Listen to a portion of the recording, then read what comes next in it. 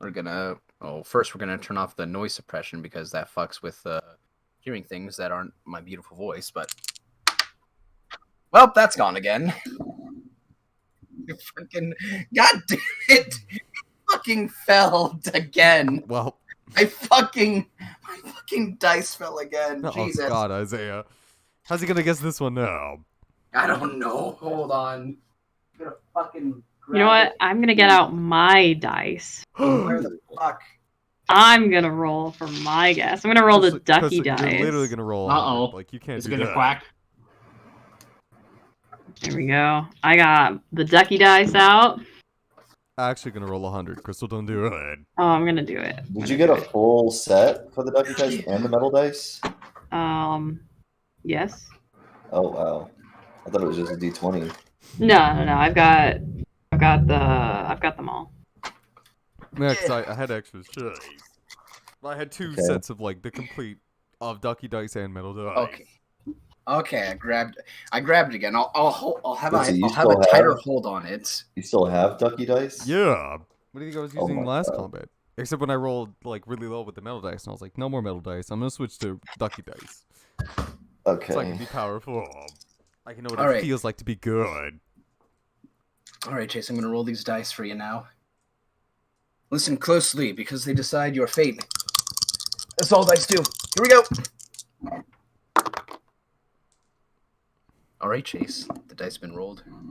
It's a good roll. I'm gonna go 29. Are you sure about I that? fucking knew he was gonna say that. I mean, you say, "Are you sure about that?" Like I'm super wrong, but I don't believe I'm super wrong this time. Oh. I'm gonna go 29. Well, you are very wrong. Oh. It's 66. Oh. I like that. Sorry. I rolled. All right, I already have my guess because I also rolled my ducky dice. Well, I rolled it 4 times and it was 97, 99, 77, and then 94. So it's gonna be in the 90s. Clearly, God is saying something. All right, so here we go. Okay, you're next, Brandon. Yeah, well, I already know what it's gonna be. I just gotta pick which 9 it is. I just gotta know like the ending. All right, so it's clearly in the 90s. Again, it's a heavy rolling day. The atmosphere's definitely changed where you live, Isaiah. Like I can, like God is sending a message. The sun goes down at 9 o'clock. Exactly. So like now like the tidal waves are coming in. Your base. The wind is heading towards the east. Exactly. Yeah. So this is clearly like somewhere in the 90s. I'm gonna say this is to make it impossible for it to be anything in the 80s. I'm gonna make this a 96. 96. Yeah. Whoa. Oh, Brandon, are you sure about that? Well, I mean, it's already in. We have like 10 seconds before like your whole base is flooded. So I mean, you might as well tell me I'm right now before. It's 62. Fuck. It was in the 60s again. You see, you forgot Mercury was in retrograde. Fuck. You're right. Oh, you didn't take that into account. All right. We're 0 for 2 now. It's hit me, Isaiah. Okay. Oh, here you go. Here's you know what? No, we're gonna use the metal dice for this one because we've been wrong so far. So let's see what these roll. That was a good roll. All right, but I'm going to trust my fate to my ducky dice. Don't do it because you're gonna roll in the 90s. Do it. Oh, she's gonna quack. 67. 57. No, 67. 67. 67. She quacked. Oh my God, she's quacking. But it's wrong. Oh shit. Yeah, it's 10. Ducky dice, you rolled too high. Crystal, you can't roll low on these dice. You're right, I could use the metal dice. Can we get a nice 25% Okay. accuracy? Before you even roll, Zeph. Okay. What all numbers have been rolled? 66, 62, and 10. Okay. Oh, he's gonna math. Oh, my metal dice gave me a higher number. It gave me a 98. Oh, fuck. I was doomed from the beginning. Clearly, you just can't roll. Go ahead. These dice. Go ahead and roll. You rolled too well. Here we go. The dice have been rolled. Okay, so it took 0.3 seconds. Yeah, he's math. Oh yeah, he's cracked the code. He's mathing. I'm gonna take the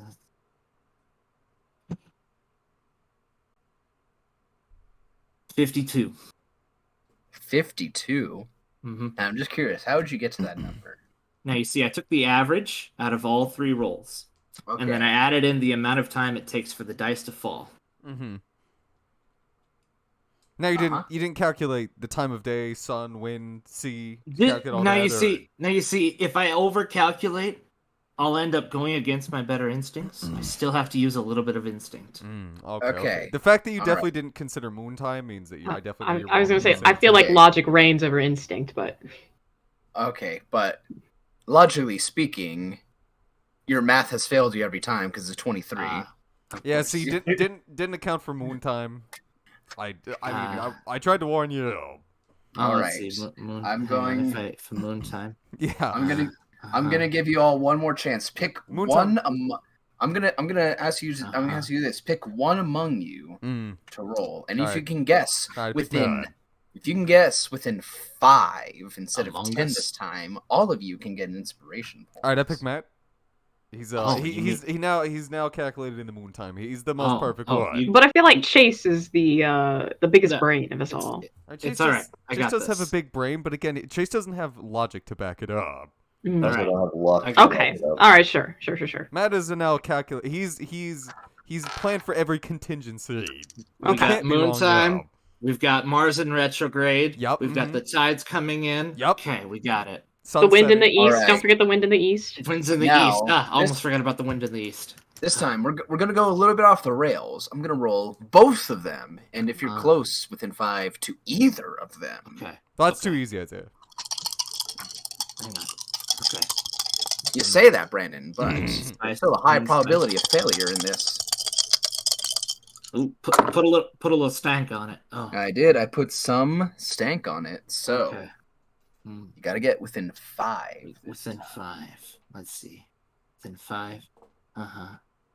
Moon in retrograde. Moon time. Mars. Wind in the east. This one's important. Don't forget to see Lamer's birthday. Yep. Square root of 37. Oh shit, he's calculated, Isaiah. You might as well just mail him the dice. Plus pi. It is divided. It's 611. Divided by. Yeah, 611. Yeah. Okay. The time is 5:16. Okay, so one of them. I'm not sure which one, but one of them is definitely 38. Oh my! Oh, he actually did. He's done it. He's a 38. The other one. Oh. Okay. If I calculated this correctly, which I've been known to be wrong before, but never. The other one. Can your math help you this time? The other one. 84. Should have said 38 again. That would have been the power play. It would have. So but I'm confident. The first one was 65. The other one was 80. God damn it! His math helped! My math has come into play once again. He's done it! No one's ever been able to math. I figured it out! All the math. My God. Guys, you all get an inspiration point for the Mad Lads. Thank fucking God for math. What, even if I've already got one? If you got one, then you're shit out of luck. Yeah, then sucks to suck. That's fine. You know what? I had to pull out the math on that one. It was really good. Good job. I'm very glad that we calculated again all the contingencies. I'm glad you went through that and not the rest of us. I would have failed that. It was rough. It was rough. For the first calculation, I forgot the 7. That's you know what, many worse men than you have also forgot the 7. And the fact that it ate 9. Again, it's. Forgot to carry the 2. Yeah, but you see, it eats 9 after it becomes a 6 offend. So it's a matter of timing when you calculate in the 7. Now the question is Isaiah going to give himself inspiration now? Oh, well, that one of you needs to roll for me, and we'll see if that happens. All right, Isaiah. I've only literally I've rolled the ducky dice 4 times, and I got in the 90s every time. I'm gonna roll for you again, and I'm not saying that my dice are skewed. Okay. Oh, we're fucked. Oh no. Oh, we're fucked. Oh no. Okay, Isaiah. What do you think it is? Is the ducky dice quacked? I can reroll again, Isaiah. But, what do you think it is? I get the. Okay, here, can you answer me this? By the sound of that, it sounds like it wasn't in the 90s. Oh, it wasn't? Oh, hey, yeah. Continue with that train of logic, Isaiah. Continue with that train of logic. Continue with that one. We're quacked. We're quacked. You know. Can I get a redo, Isaiah? Sure. I'll tell you right. I'll tell you right now. It was 93. So it didn't matter what you, it didn't matter what you guessed in the 90s. You were gonna be right. Oh my God. I don't know what is up with these fucking dice. They're insane. Weighted as shit. Oh, we're fucked. They're quacking, man. You know what? Here, I'm gonna grab my Crystal, metal save me. dice. Hold on, I'm Crystal. just gonna say 90. Oh no, hold on. I'm gonna grab my metal dice. It'll be okay. I'll tell you right now. It's 100. Oh my God! Oh wow. What is with your Brandon? Do not ever play Call of Cthulhu with those dice. Yeah, no kidding. Fucking die. Isaiah, why do you think I used them for my campaign to kill all of the players? All right, here we go. They I'm only rolling roll my good. metal dice. Okay. Well, See that? we use a dice that isn't weighted to the 90s. What was that? Okay. Oh, did you roll? I didn't hear that. So. You didn't hear I it? heard it. Oh, I okay. heard it. You heard it. But okay, so I had a gut instinct before, but I think this was probably skewed towards Crystal's dice because Brandon's are faulty and they don't align with the cosmos correctly. For some reason, I felt 72 was a pretty good number. Is that your final answer? I will say that is my final answer. It is a 6. Whoa! Wow. The opposite end of the spectrum. It is a 6. Now you see, you weren't picking up on Crystal. You were picking up on me. Oh, did you also roll your dice? In secret, I rolled. And I rolled 68. All right. All right, Izzy, you get an inspiration. I'll take it. What? You know what? It'll be for Angelina. Oh, she'll need it. Yeah, she'll need it. I was thinking you were gonna use it for one of the enemies that wants to kill us, but I mean, I guess if you want to give it to an NPC. I mean, everything that I control is an NPC. I meant, even the NPCs that want to kill us. What's with these dice? I gotta reweight them. I gotta and these dice are. This is the exact reason I use them in my campaign, Isaiah. It's just if I want to roll good, I just grab the ducky dice. I'm like, well, if I need 20s every time, grab the dice. All right. Well, so are we ready to begin? Let me take a very quick piss, so we don't. Or actually, you can start reading the intro, and I'll just go piss.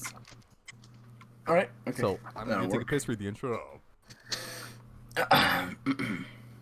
So, when last we left our wanderers, Hank, the dwarf rogue, Dolkin, the Minotaur ranger, Estelar, the shifter druid, and Vashana, the Kalashtar sorcerer, the party had made their way through an ancient frost giant's cavern and found their way towards a giant's black lake of gunk and bodies that seemed to span out an entire horizon. Continuing to travel and giving some slight experiments to the gunk below them, they came to understand that there were some oddities that came with touching the gunk, and none of them dared to make an attempt themselves. Continuing up a ledge and through another tunnel that led higher into the mountain, they came across a large cavern with blue crystals lining the ceiling and bodies littering the ground, old and ancient, with a river of gunk coming from a large ziggurat in the middle of this cavern. Going up the ziggurat and investigating, they learned that the doors were magically enchanted to be closed and sealed, unless spoken with a specific incantation that was written across the door, and luckily, the only person who could read it was Hank. Making a save against whatever influence the door would have and opening it, the party soon came across a large black monolith inside of a temple, and soon realized that Samael had a very odd attraction towards it. Going up to it, Samael revealed his intention and broke apart the monolith as black gunk came gushing out and washed over him, transforming his body into a more demonic, unearthly look to him. And they learned that inside this monolith was a piece of the dreaded king, a large claw that stood higher than any creature that you could imagine.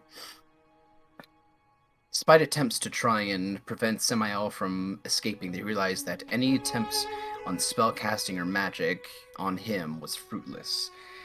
And as he shifted from one area to the next, he summoned up a large demonic giant with horns that was what once used to be Tangarth, a fellow member of the party and friend of Dolkin that had traveled with them before. With a interesting battle, they managed to defeat the demonic Tangarth, sending him to his demise and hopefully eternal rest, along with 2 other imps. And through some somber moments, the party left the ziggurat and out of the cavern. And then the river of black gunk started to bubble and rise as bodies and demonic entities started to come out from it and chase the party. Despite their attempts at fleeing, they realized that the earth itself was shaking, as if preventing them from leaving.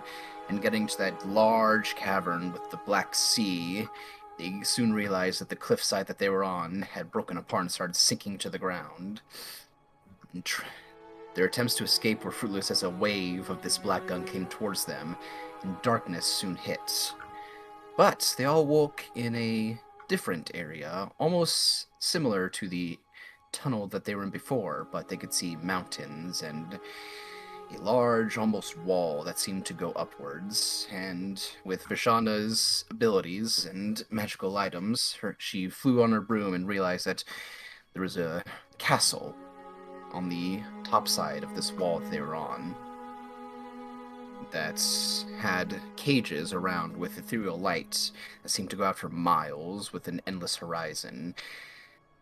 And then they met a new face. A man cloaked in almost shadows with a cigarette and a coin in hand and wispy white hair. And he declared himself as Demeter, the god of death. And that is where we continue with our adventure.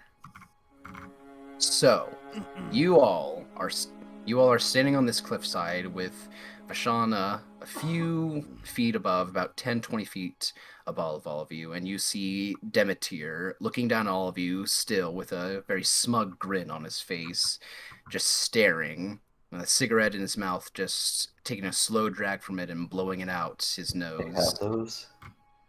He does. And yes, there are equivalents of cigarettes and cigars in this world. It's just rolled tobacco. Yeah, but he's still flipping a coin in one hand as he has his cloak wrapped around him, just staring at all of you. And as you recall, his last words were, "I am Demeter, and you have all been called here for a very particular purpose." I was just about to ask what the last thing he said was, because I thought it was him just saying his name. Yep. You know what, Hank? Dolkin will turn to Hank and be like, did I just? What? Did you just say that we're here for like a special reason? You know, he says that. Well, I think we're here probably because we're in bed. Hey, I mean, unless we're dreaming. Yeah. Dolkin will look like, are we dead?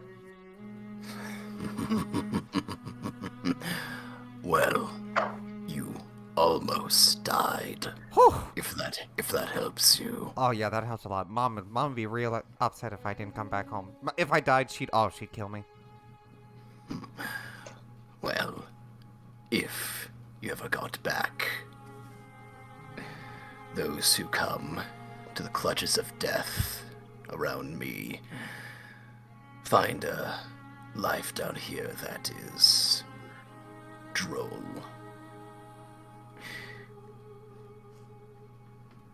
Oh. So what is the first off? How are you standing? How are you flicking that coin and like how are you?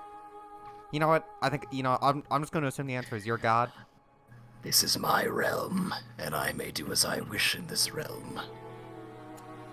It's as simple as that, mortal. Yeah. So how do we believe ya? You don't have to believe me. Whether you believe me or not is not of my concern.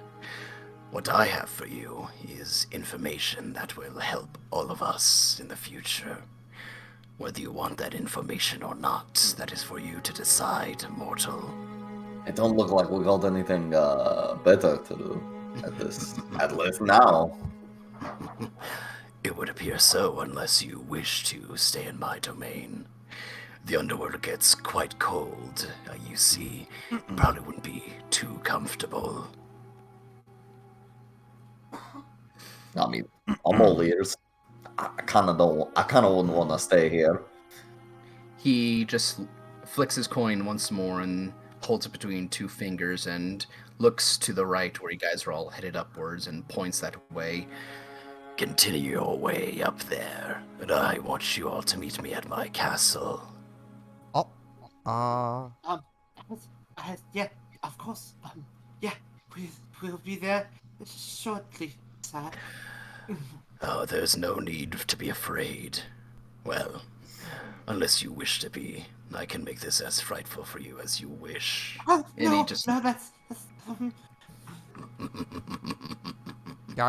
Yeah, I think I'm good on the whole being scared right now. Yeah, Dulkin will pack he'll finish packing because like his tent that he was setting up and everything. Gotcha. Yeah, he just gives you all another once over and just says, I will see you soon. Be careful not to disturb the cages on the way up here. They can be a little irritable to those of the living. Can I ask what's in the cages? You're free to find out if you wish. As he just gives you a very, very creepy grin as he's almost kind of like, urging you to do so. It's like, I hope you fuck with the cages, little fucking man. Those of the past wish to be kept unprovoked.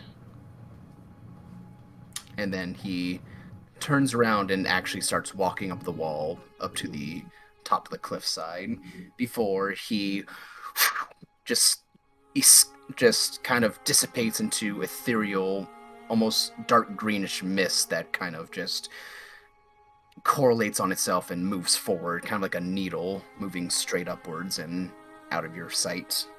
Yeah, Dulkin will walk back over here. After he's finished like packing everything up, and he'll just go like, "Wait, did he just say something about like evil cages?" He said not to disturb them. We should probably be careful. And you see Angelina, who's kind of like, "Oh my God!" Like, there was a god in there. Can we just like all agree that we literally just saw the fucking god of death? Oh, yeah, he did call himself that, didn't he? I guess he did. He did. That's Demeter. Yeah, That's the god of death. Can we like all panic a little? What is panicking going to do for us? I mean, I feel like if he wanted to kill us, he probably would have. It would make me feel better. You know, If you were dead? yeah, No, Percy, if you were panicking with us. you know, although I know that people, like, you know, sometimes don't make it, but, like, I didn't think there was, like, a god for this sort of thing. I thought you just kind of, like, bleh. Wait a second, maybe he'll have. Oh, and then Dolkin will, like, he got like a glimmer in his eyes, and then Dolkin will be like, "We should go see him." You gonna, He did demand us to go see him in his castle, and you you got know an we're kind idea, Carl? Well, I mean, if he's like got a death, I got some questions for him. All right.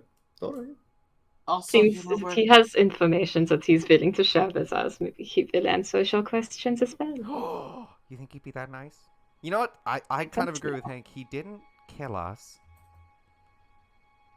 So, and I mean, Yes, like, and Samael didn't kill us himself either.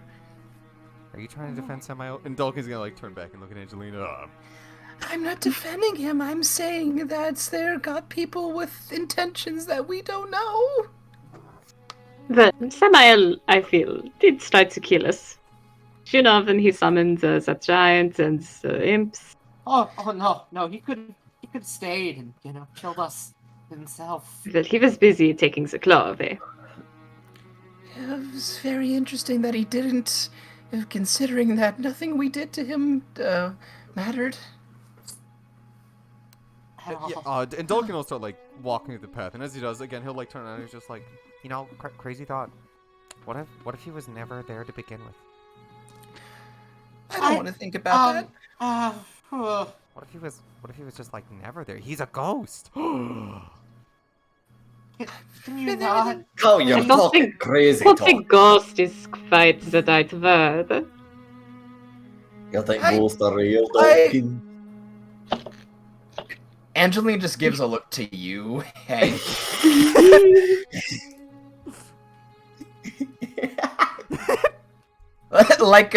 like she was panning before, and then her like brow furrows, and she just kind of turns like, "Really? Excuse Did this fucking flat earther just pipe up and say something? Basically." Well, if it's not a ghost, then what is it? Yeah, we're just Dolkin's like walking there. I assume people are like following him. I'll follow you. I'll be following the cow. Yeah, so Dolkin turned to this and be like, well, okay, well, if it's not a ghost, like, what do you think it is? Or he was. Is. This is getting confusing. Isaiah, is there anything that I could roll that would give me like any sort of hint as to what he could be? Religion check. Religion. Oh, I will roll a religion check as well. Oh, best stat. Yeah, it's his best stat. You know exactly. I know exactly what this is. You two have absolutely no idea. Something like that is something far foreign from what either of you have seen. The fact that an attack and an arrow that just phased through his body and a spell did not even seem to affect him in any way is just something that is almost mind-boggling to you. This is why Hank was not scared of Demeter, is because he's a fucking atheist. I don't believe in you. You can't hurt me if I don't believe in you. That's we're getting to Tanya the evil levels of. We're getting to meta levels. You should I absolutely. don't know Tolkien. I have not sure what he is, but I'm certain he's probably not a ghost. He was probably just using some sort of magic to make it so that he'd be able to phase through anything. Yeah, like some sort of fog cloud. No, but maybe like a full cloud of the body. I mean, there are spells like that exist. You see? You mean to tell me fog cloud gets better? Not that spell specifically, no. You know what? Let's just talk about it after we talk to the god of death.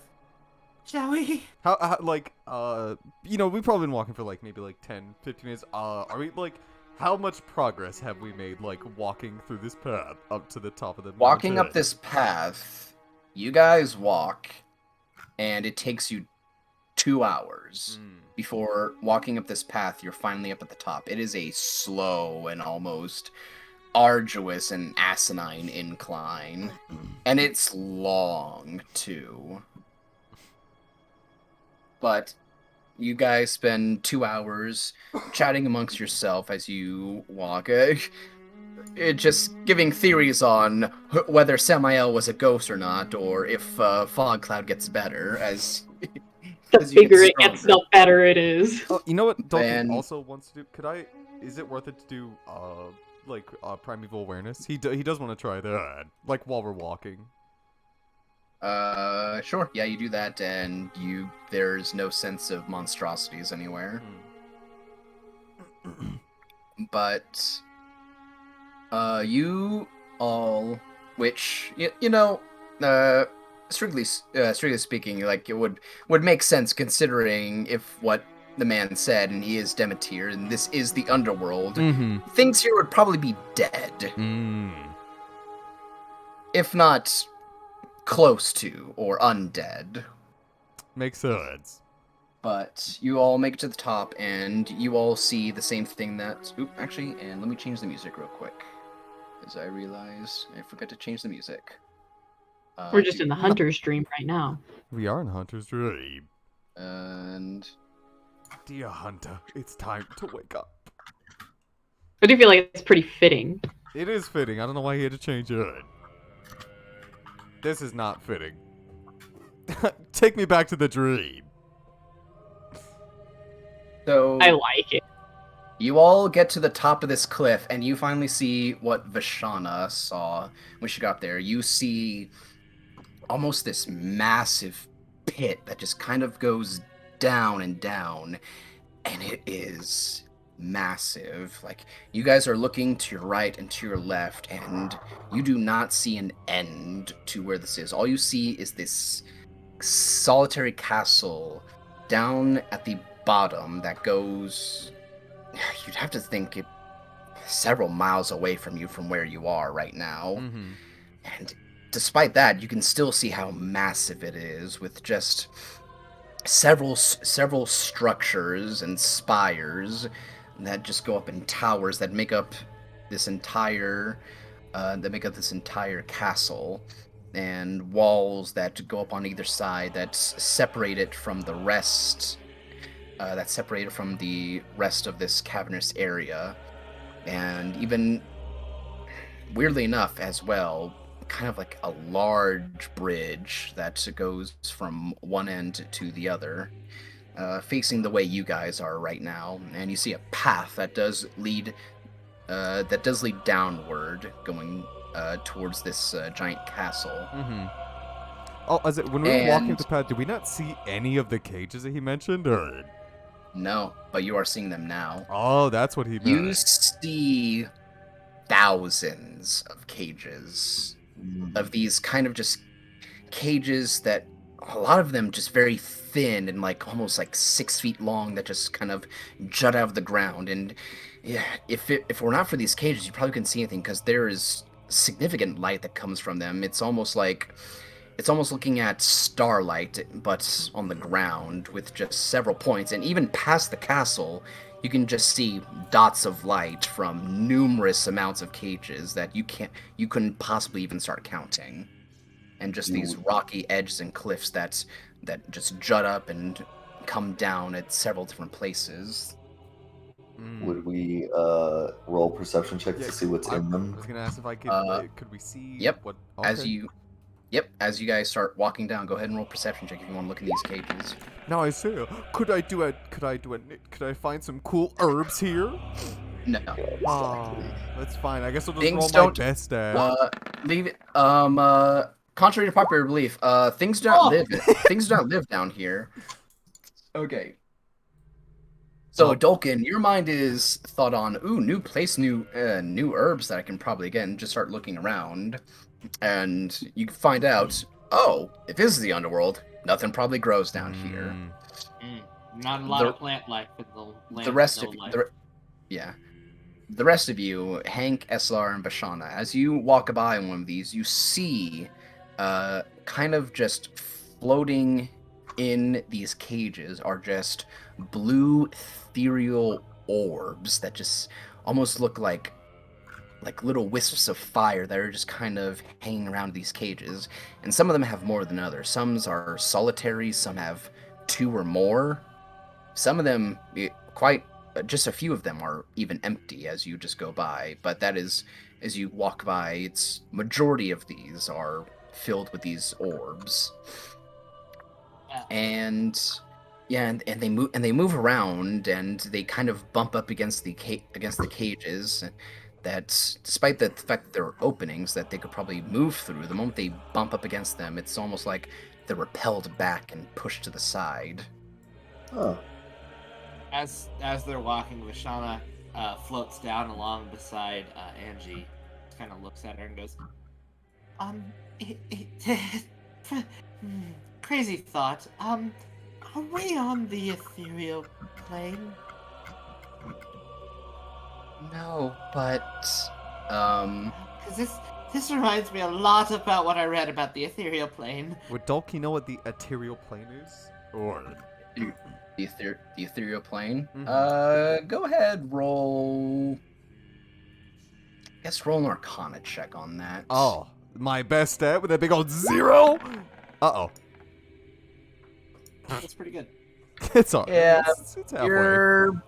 You know that there are other planes, but you're not really well knowledged on them. And Dolkin will ask, he'll be like, oh, what's in a ethereal plane? Well, as best I could describe it, it's supposed to be a land of the undead. It's where souls of the damned wander. But that doesn't make sense if they're trapped in cages here. Well, I do know that where the gods and where they reside is on the ethereal plane. So this could be a section of it. Is it if the we are in ethereal or the celestial? They're kind of, from what I know, they're kind of one and the same. Oh. I need to update the books in Mother's library. Yeah. Yeah. Go ahead and go ahead and just roll an Arcana check yourself. Hiya! This is Fuck! You need to update those books You need to update because those what you goddamn know, books. what you know is a little different. Yeah. But Angelina's let's roll for her real quick. Yeah. As you guys are passing by these cages, Angelina just kind of looks at these orbs as you guys are moving through, and just kind of looks at them. I think these might be souls. These might be the souls of people from our plane. Yeah, no, I kind of figured that when, he was the god of death, and he mentioned that, they were in cages, and I kind of put 1 and 3 together and got 4. Yeah, I just still trying to piece things together. Yeah, fair enough.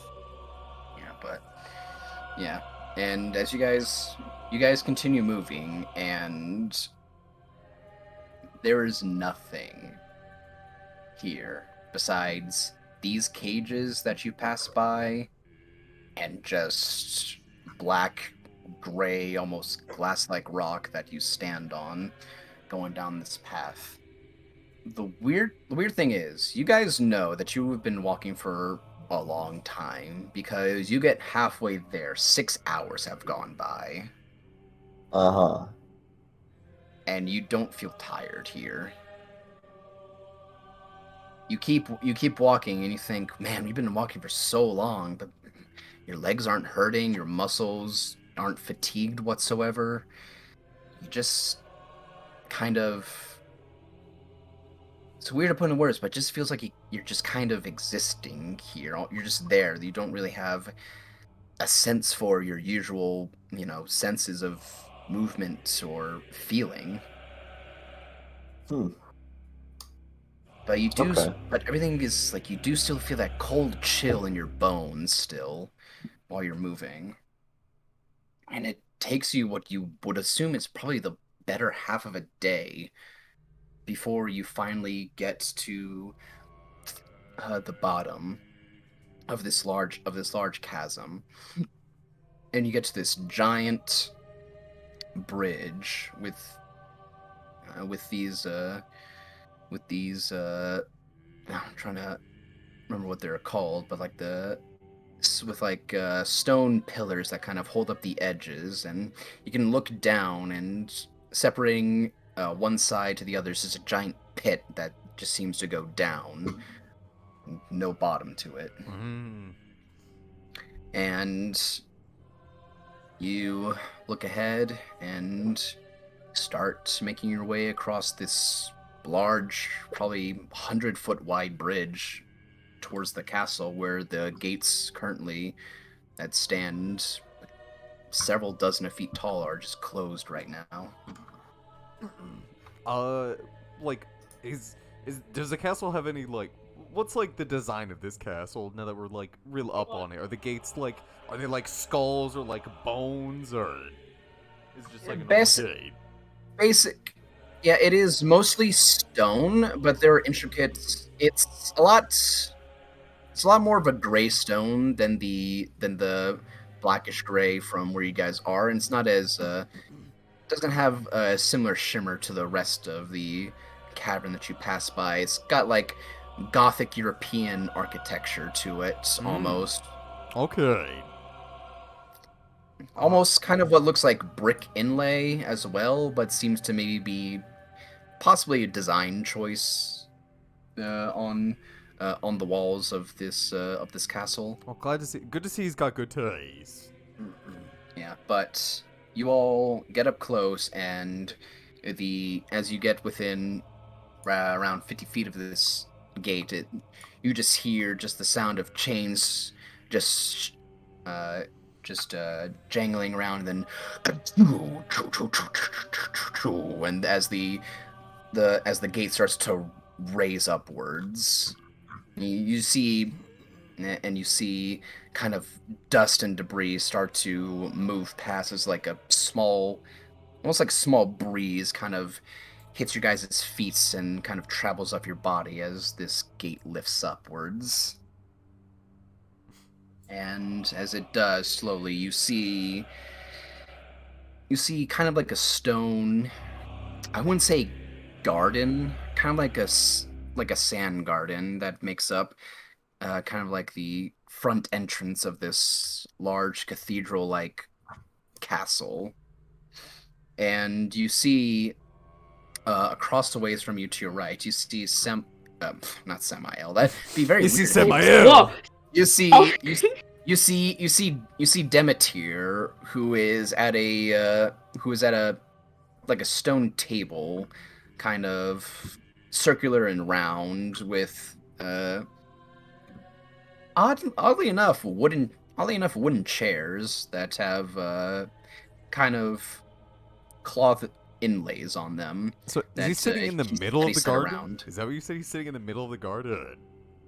Basically, there's like a path. There's like a stone cobblestone pathway that leads forwards to this to the entrance of this giant castle, and on either side are basically like stone structures that are statues of different people that you've probably never seen, and even creatures, and kind of like sand garden-esque designs everywhere. Oh, okay. And you see Samael, not fucking Samael. Why am I saying Samael! Samael? Demeter. Why am I saying I love my bad boy. I love him so much. You see Demeter, who is at a circular stone table off to the side, a little ways up the path, kind of just sitting by himself, looks like he's waiting for you. And oddly enough, on the table are just kind of like sets of teacups. He has a single chair for all of us, right? Yep, one for each of you as you guys start making your way in. Yeah, Dolkin will walk in, and then he'll be like, hey, Demet, over here. Can we come in? Well, you're already in, aren't you? Well, I meant like over there. You know, I don't want to like intrude. This is a very nice place you got. What are those statues of? He just looks over his shoulder to like a statue of what looks to be like a well-built man with flowing long hair and kind of it's like Romanesque architecture with like a leaf over where his waist is and Does kind of like a towel. Does he have a good beach body? Yes. Oh. He just looks over to one that's right next to him and just turns slowly. Memories. Is there could I glean more information from that or Go ahead and roll an insight on him. Dolkin wants to know what he means by memories? You know. Is Demeter gonna lift his shirt and he has a cool beach bod? Oh. Wow. You're unsure. This man is.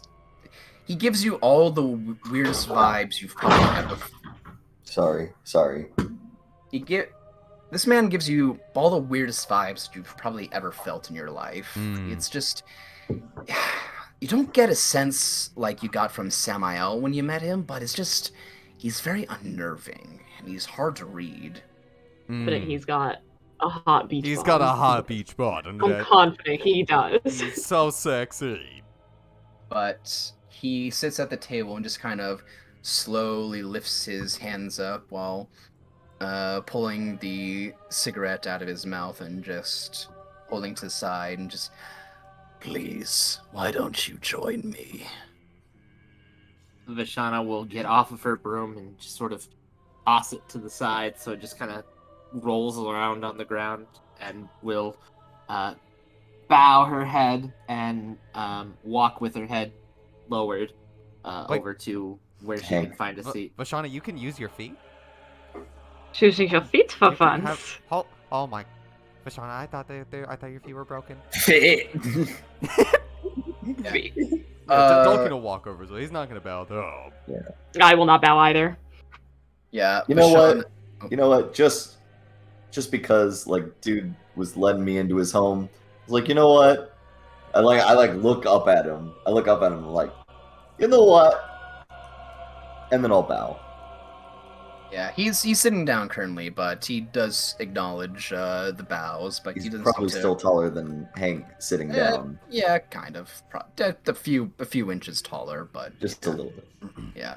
But Vashon, you do notice as you just kind of toss your broom to the side that kind of oddly eerie smile that he has on his face just kind of falters for a second as he kind of just raises his hand towards the broom that you just haphazardly toss, and he just kind of moves it, and then the broom kind of just fades in ethereal magic. Dolkin is not bowing. He's too busy looking at the cool statues. Yeah, but he looks to you, Vashana, and it's like, please do not throw your things in my domain as if it is your own home. She never lifts her head and just sits down. You said, and even none of like the beast statues are memorable, or you can get a glimpse of them. There's like depictions of dire wolves and other monstrosities, like things with more than one head. Statues that are kind of even bigger than kind of a little bit distance off, but are easily more noticeable. A lot of them seem to be human statues, but some of them seem to be like sort of more monstrous creatures. yeah, Dolkin will finish walking over, and he'll take one of the seats next to Vashana. Well, I assume Hank was already over there, but whichever one Hank didn't take, he'll sit next to Vashana. The statues of monstrosities and whatnot. Yeah, monsters and different creatures that are amongst the statues of like several different what look to be people. I'll look around to those statues and I'll say, oh, got some mighty exotic taste to this to your decorations. When you're as old as I am and been down here as long as I have, you pick up some hobbies. Oh, please, you don't look a day over 40. Flattered, I'm I would say. 37. I'm 25. As you guys are sitting there, as you guys are sitting down, I want you guys to go ahead and start. I want you to roll a perception check for me, real quick. Big fucking perception. Uh-oh. Oh, Well, juicy. never mind. Juicy perception Okay. checks. You guys are kind of all just sitting there, like waiting for Demeter to say something. But Hank, as you are looking around these statues, you notice that there is movement that you are now catching that is within this castle. What you're seeing that are kind of moving through this through this stone garden area, and even in areas of the castle that you see just bits of light, you see moving like sort of wisp-like human entities that are almost like ethereal and see-through.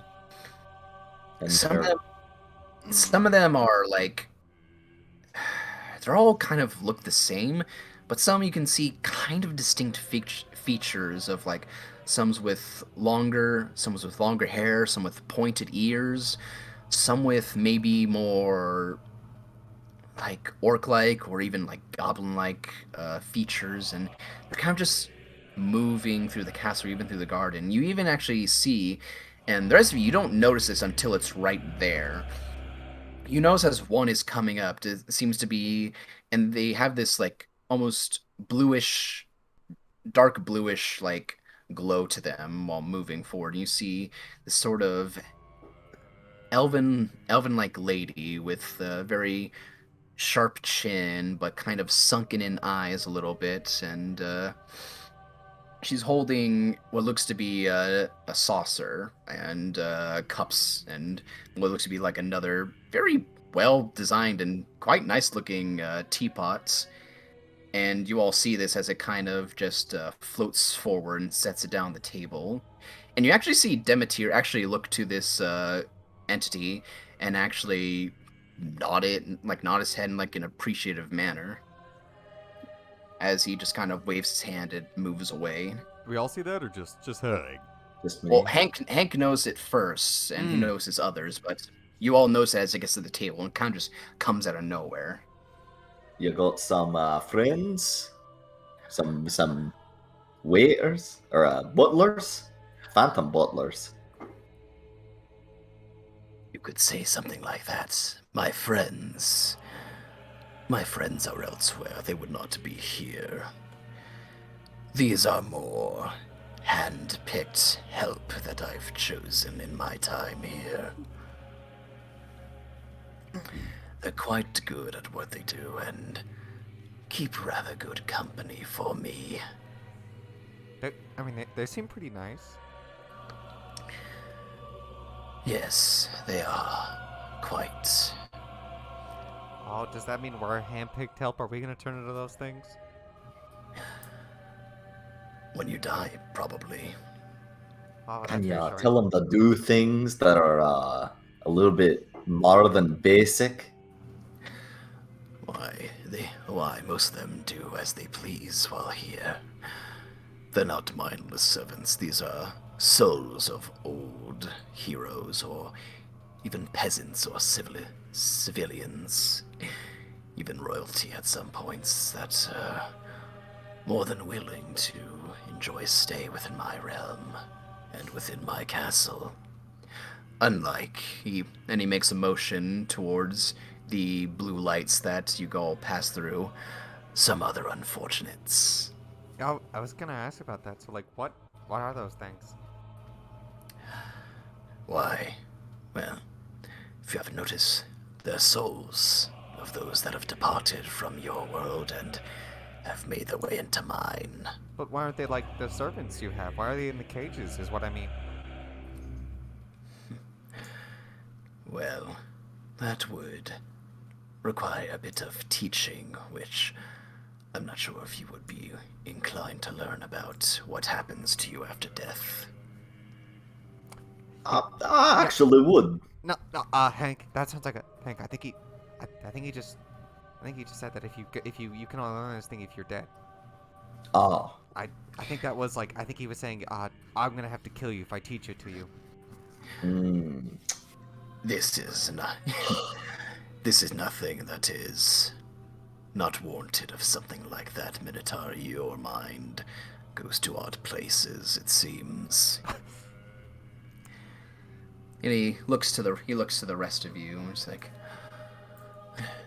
there are many people in here who go with very normal lives, who never see a day of combat, a day of evil that find their way here. Those who do not follow a specific path of the gods, and those who, well, are the trash of society. Those cages that you see, you could think of them as living a reality for themselves, a world after death within those cages for them. A bit of a nicety I give to those who pass on.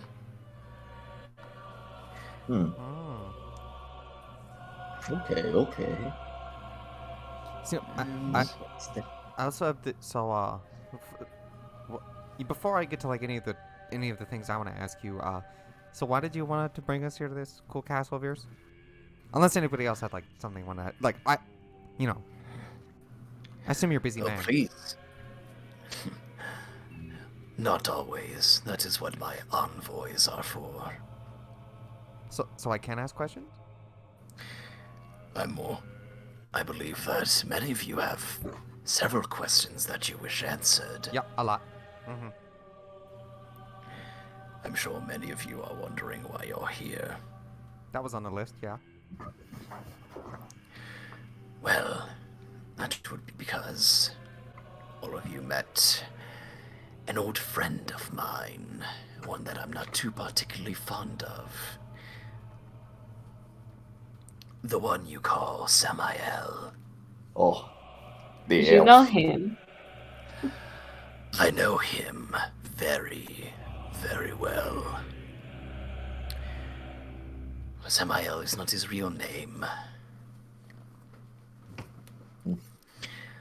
It is a name he chose upon himself when he was damned to walk the mortal realm. It is. Question mark. What is it? What's his name then?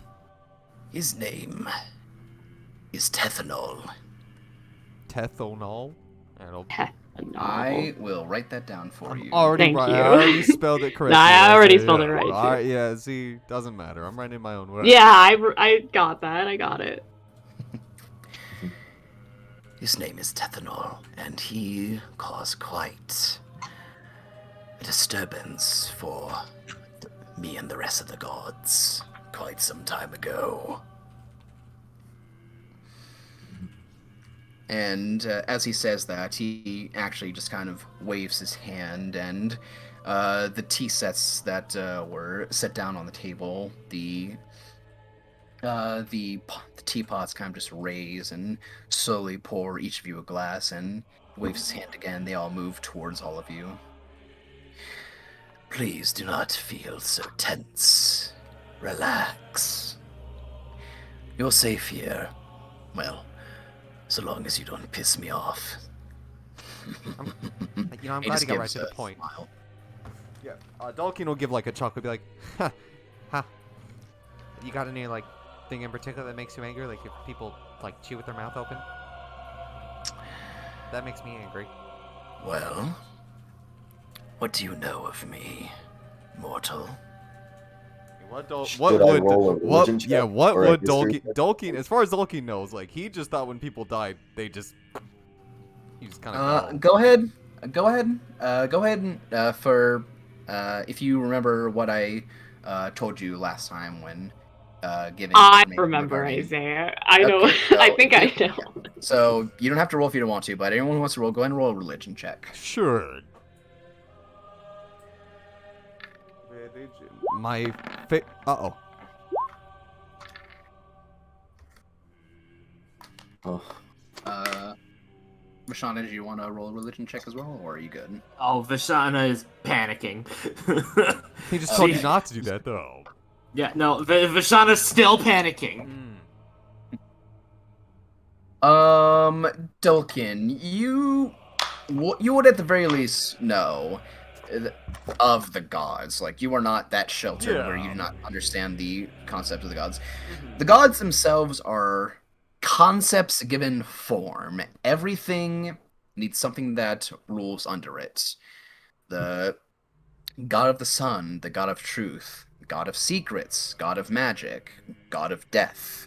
Every god has something that they fall under. And you know that, with death, there would be a god that would hail over it. Mm-hmm. But you're not quite sure of everything that comes with them. You're not very well researched on the gods, especially the god of death. Yeah, Dolkeen. You just know, that there is one and what his name was, but regarding history or any likes, you're unfamiliar with that. Hank, you do know a bit about Demeter, regarding what you had to go through in order to try and speak with your friend's soul several years ago. You know from history that what most people know when researching Demeter is that he used to be a very evil and selfish god. He used to despise almost everything that lived, and even the gods specifically. It wasn't until that another god tried to come down to his realm and con him out of his domain's power that things changed for him, and he had almost a new kind of lease and outlook on life from then, because you do know that the god that came to con him had his own power reaped from him as a result of trying to do so. And you know from that Demeter specifically hates cheaters, is kind of his very, very big thing, is that he does not like people who cheat for selfish or evil purposes. I don't know. Has Hank actually ever cheated? On someone or at something? I feel like that's up to Hank. That is up to Hank, whether he has done that or not. Because I mean, he's a gambling man, but I don't think he's cheated in the campaign yet. In the campaign? In this, yeah. Well, I will leave that to the side here. Before the campaign, in his past, would he have cheated? From a place that he came from. Okay, so. Not when we're faced with the god of death who hates cheaters, exactly. Maybe not. Maybe not. I'm kind of thinking maybe no. With his eyes like going. Yeah, he's shifty eyes darting back and forth. Yeah. Like, no, I've never cheated in my life. What are you talking about? Good answer. But he, you see, Demeter kind of just put his cigarette away, kind of just flicks it off to the side into an area of the sand garden that seems to have quite a few of them in it. Seems he just haphazardly just tosses them into the sand. But you see one of those ethereal, ghostly figures just kind of come up and start like cleaning them out. So you said we were allowed to ask you questions, right? Why, yes. but that depends on the question. I got 2. Why, you're more than welcome to ask that, Minotaur. Yeah, Dalkin will like rub his hands together, like put his hands and then like twiddle his thumbs, and be like, did another Minotaur ever come through here? Why, there are many Minotaurs that come through my domain. Tang. You're going to have to be more specific than that. What happened to Tengas? Yeah, what she said. Ah, that one.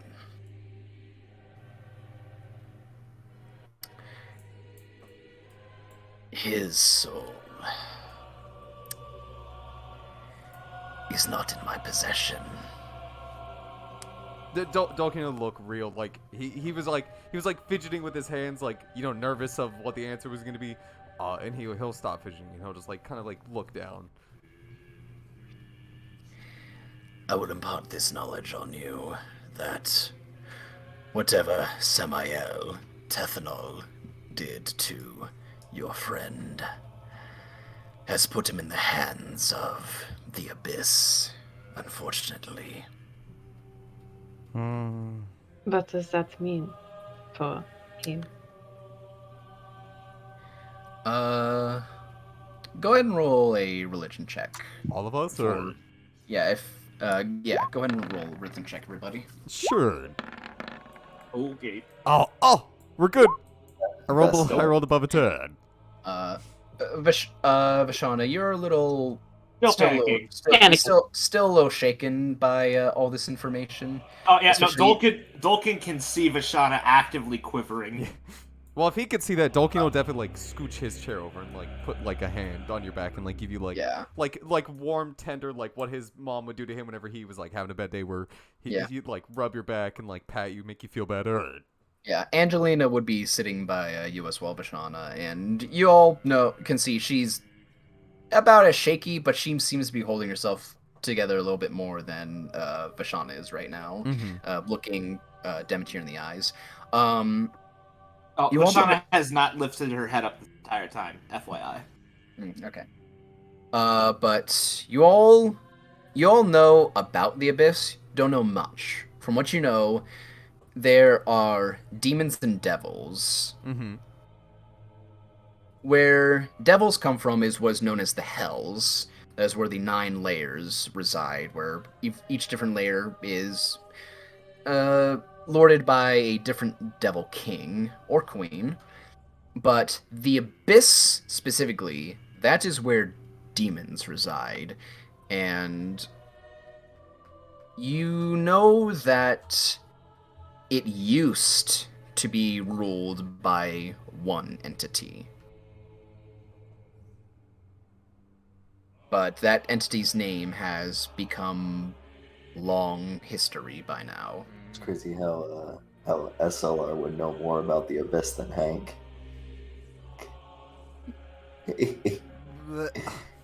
No, but it's a set DC for information. You all basically got the same thing. You all got the same thing.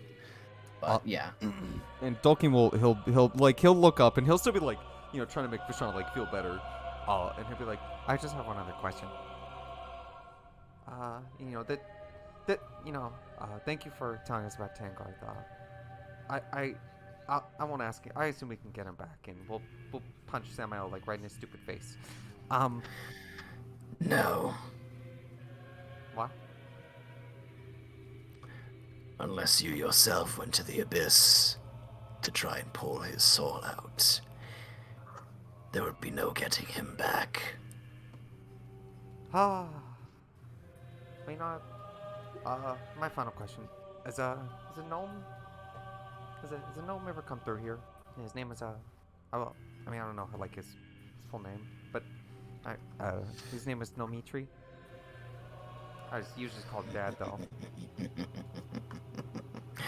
No, the laugh doesn't. I knew you would eventually bring that up.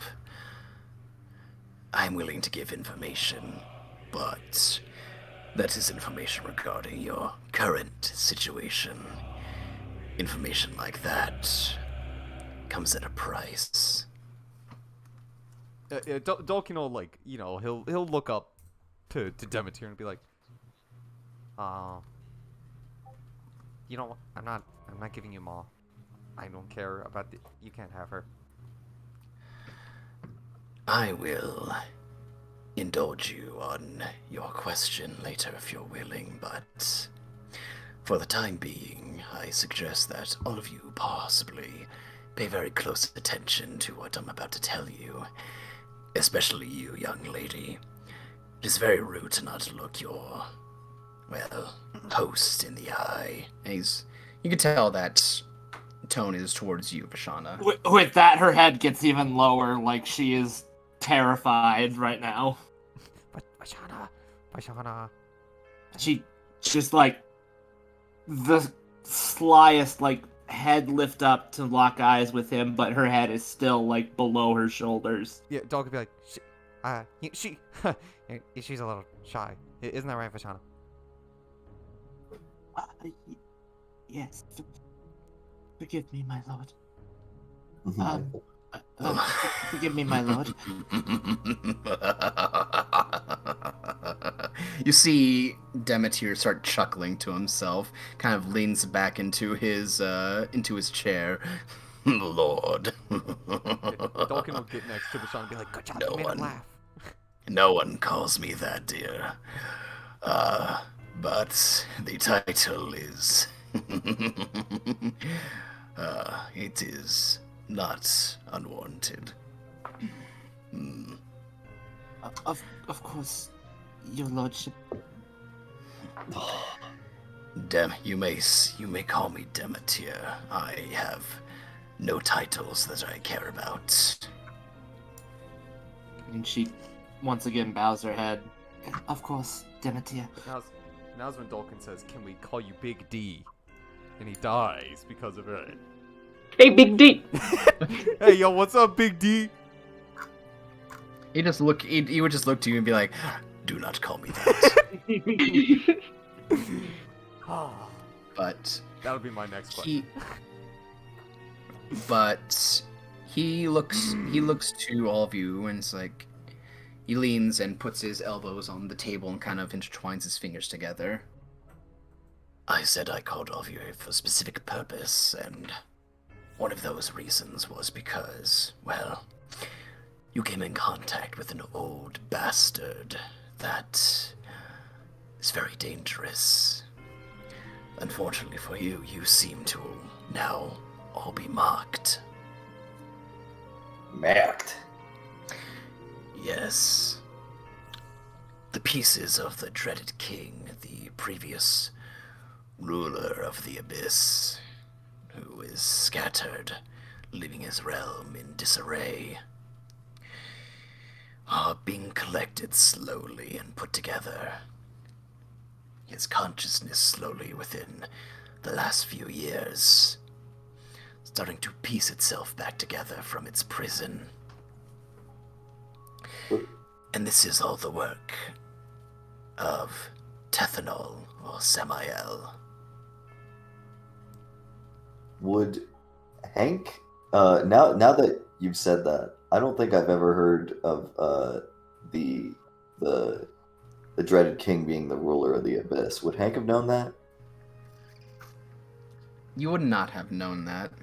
That is information that, as you recall, has really been kind of scrubbed out of any history books. Because I just remember he was a pretty bad guy who killed a lot of gods. I didn't remember if he was a ruler of the abyss. This is because this is the first time it's being brought up. Nice, hell yeah. Juicy. So, I mean, if you wish to ask him something, you're yeah, more than welcome to. I would like to ask him. How do I phrase that? I don't think anybody of that we talked to about it has said anything about him being the ruler of the abyss. We just heard that he killed a bunch of gods. Well, he's not called the dreaded king for nothing. Though that is the only title that he has now, as His real name has been lost since his demise, for good reason. Words give things power, you know.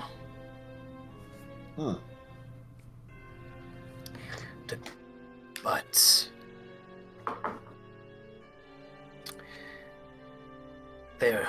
what do you all know about the war that the dreaded king hailed several thousands of years ago? Let's see. History.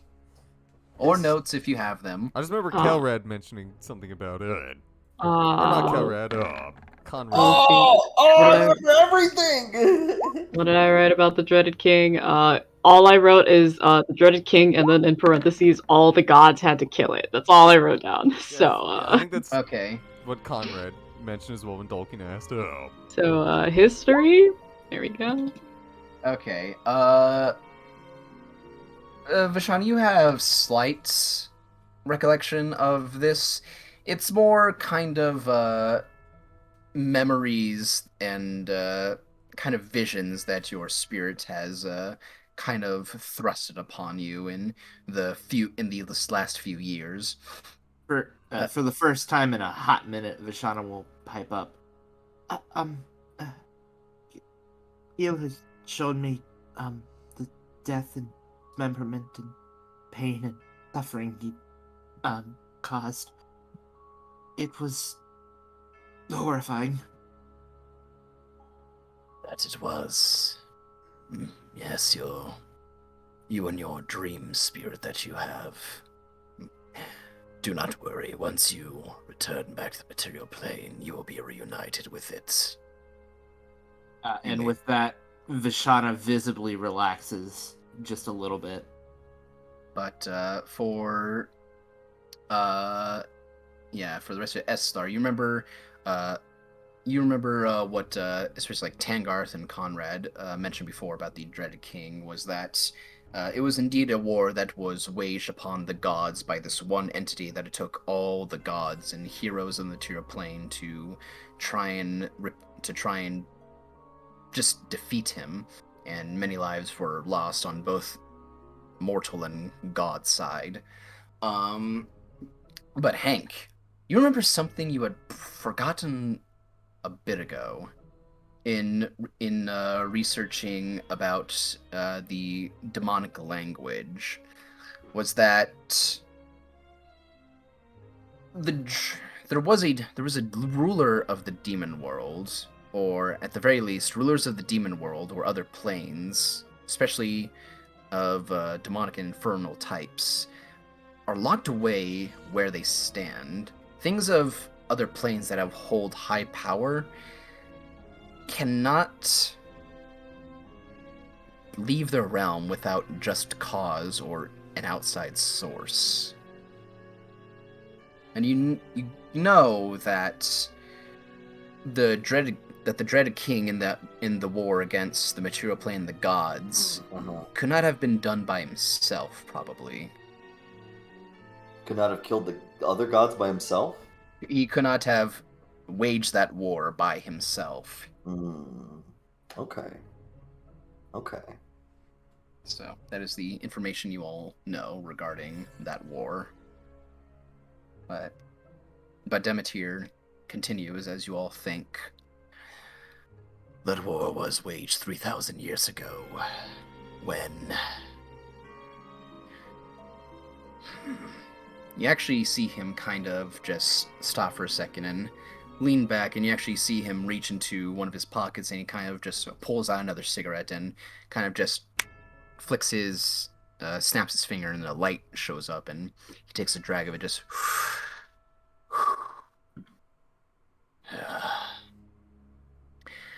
The war that was waged was due to many things, stacking on top of one another, and traitors trying to seek power. Tethanol was the catalyst of it all. Tethanol, Samael himself, is a god. Though one that has lost a severe amount of his power, but a god nonetheless. Are you saying that him and the dreaded king waged war on the gods, but only the dreaded king was the one who? You pick up well, dwarf. I'm thinking. It was as you think. Tethanol was a man who was never set at ease with what he had. He always needed more, wanted more. He was a very selfish god. He himself was is still the god of trickery. And he kind of looks to all of you as if he had given a bit of a clue for all of you. Doggy is just listening like very intently. He's very interested in all this. Yeah, he says that. Oh. Go ahead. Yeah, Demeter just kind of sits back and looks towards all of you as he says that, seeing if there's any reaction from any of you. Well, Doggy is definitely like, he's just like, so there's other gods that like they wanted to like take down like a big god. So there's like so does that mean there's someone above you? How do you get above death? By taking out death. Is there death prime? Omega death? No. Giga death? Minotaur, your questions are ridiculous. Well, he is curious how like who he would report to. Like how you become stronger than the end of like life. He takes another drag of his cigarette. It's like,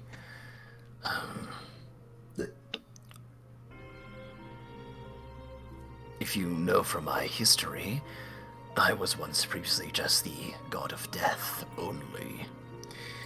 But I have 2 domains to myself. Other than that of being gambling and luck. That was because I reaped those from Tethanol. When he came to my domain and tried to take mine from me. There is a hierarchy in the realm of the gods. Sir, the god of the sun, stands as the top god, as one would say, though he is neither more important nor more powerful than the rest of us. Oh. It is more simply, he is the most worshipped out of all the gods. Yeah, Dulkin gets it now. So it's like he said, where the more people pray to it, like the stronger they are. Yes. And Dulkin then like stands up and he's like, "Wait, if you took like his gambling and his luck, why don't?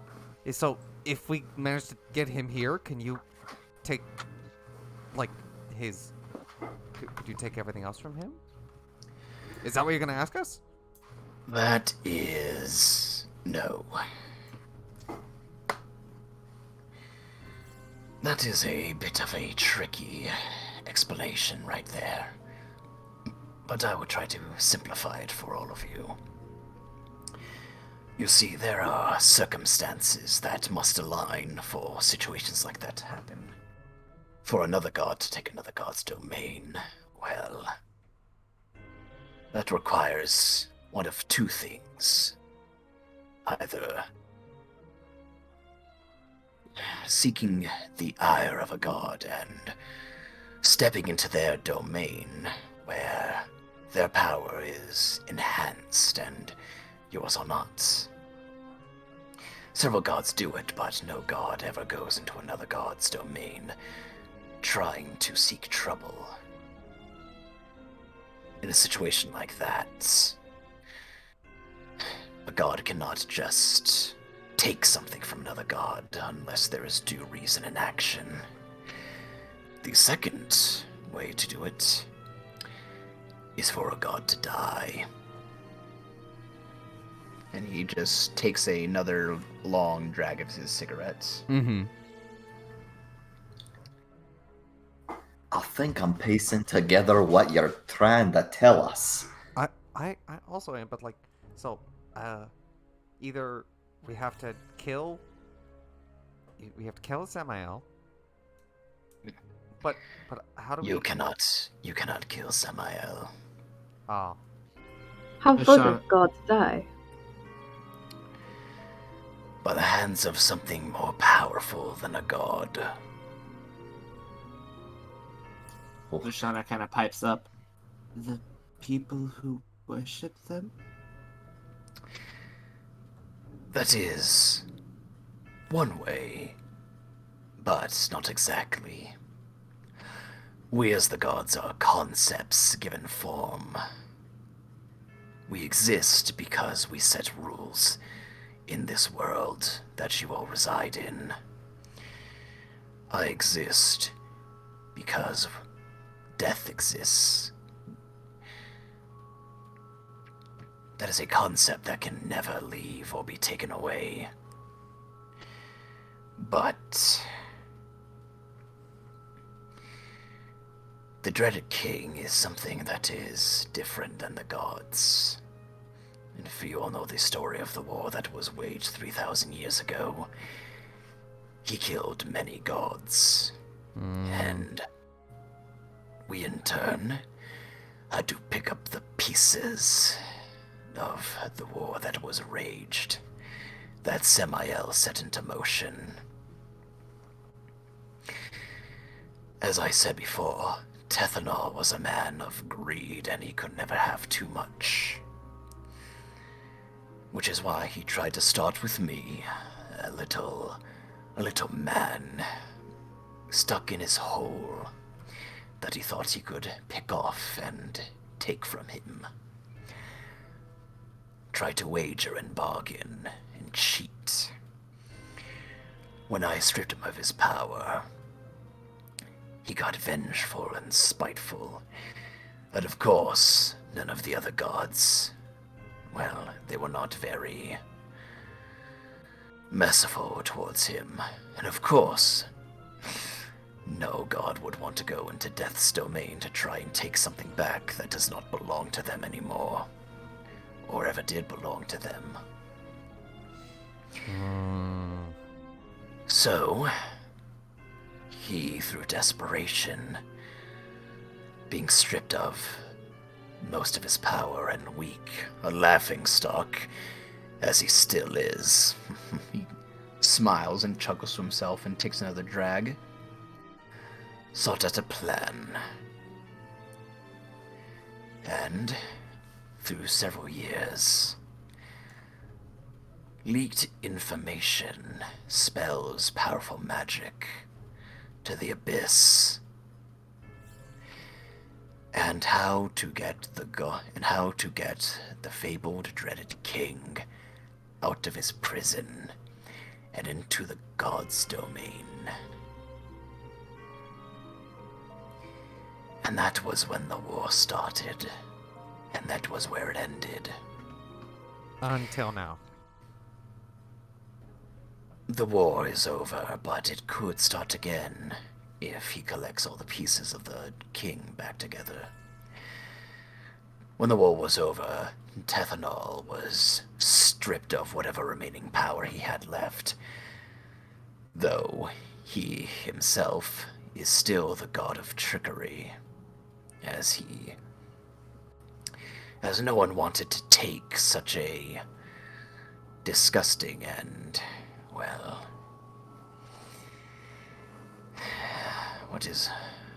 sorry, I'm trying to think of the word myself. No one wanted to take a disgusting and vile and disgraced concept such as that from a man as pathetic as he was. And he was sealed on the material plane to remain for eternity. But it looks like he was set free. How? I don't know. But he is walking the realm.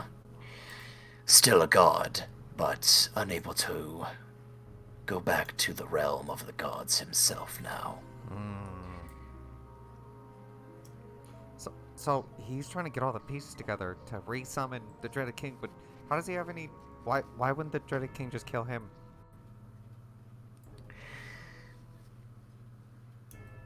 Like, if he can't get back, now? Do you mean now or back then? like both. Like, how is he able to convince the Dreaded King not to just? If he can't even get back to the plane where he existed of now, why does the Dreaded King want anything to do with him? The Dreaded King still lives, but he is merely destroyed. His pieces scattered. If they were to be reclaimed and put back together, he could live again. Nothing of the Abyss ever truly dies, unfortunately. Such is the nature of that chaotic realm. And, to put it in perspective, say, for instance, you yourself were locked in your home and could not escape through whatever means you could think or conjure. You are stuck there to witness the outside but never touch it. And unless something came knocking at your door to try and let a piece of you out at a time, or something that you have at a time. But what if someone came to your doorstep and said they had the key to your freedom, and all you had to do was grant them power or a wish, or not to kill them if they let you out? Do you see where I'm going with this, Minotaur? I do see where you're going with this. Good.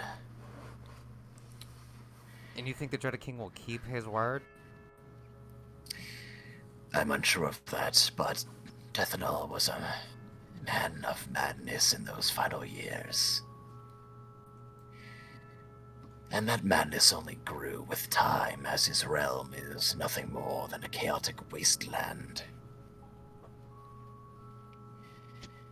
And unfortunately, you all are now wrapped up in whatever scheme he's plotting. Three of you have been near no less than 3 of the king's pieces. Hank over there sucked on it. Okay. It's like you thought I have to keep bringing the top cow. Yes, I know very much. I've been following quite a bit of you for some time now. As he kind of just gives a once-over to each and every one of you.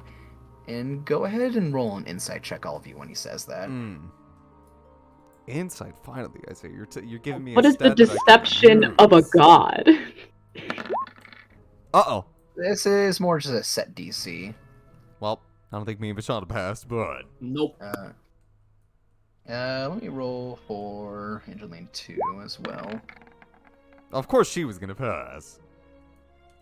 Eslar, you're the only one who gets this. Oh!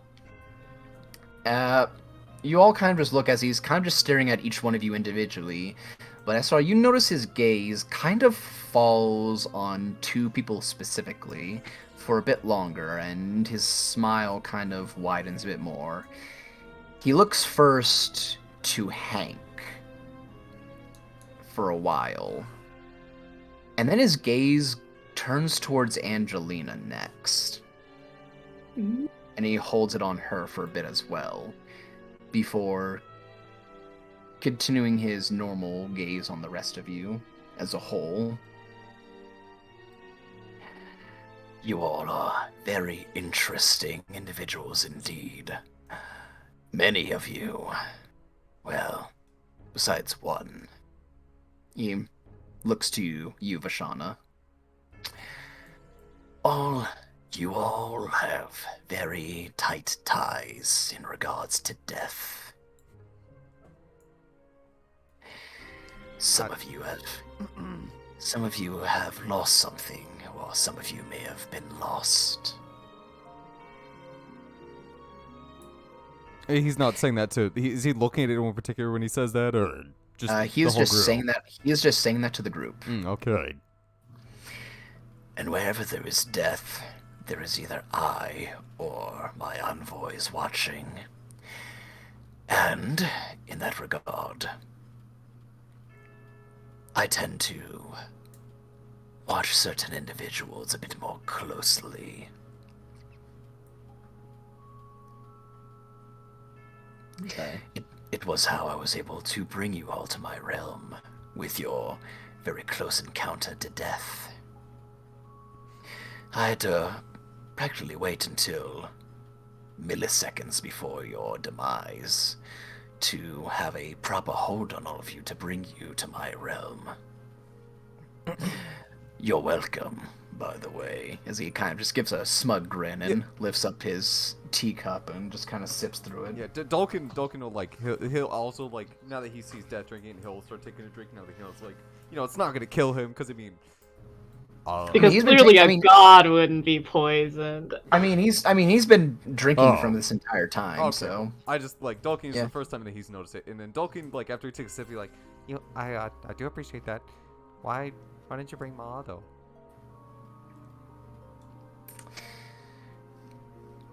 Because that was something very interesting with your spider. Is that was a soul that was taken from my domain that I no longer have control over. Dalkin will, as he said that, Dalkin will like he'll go back to taking a drink, and then when he says it, Dalkin go.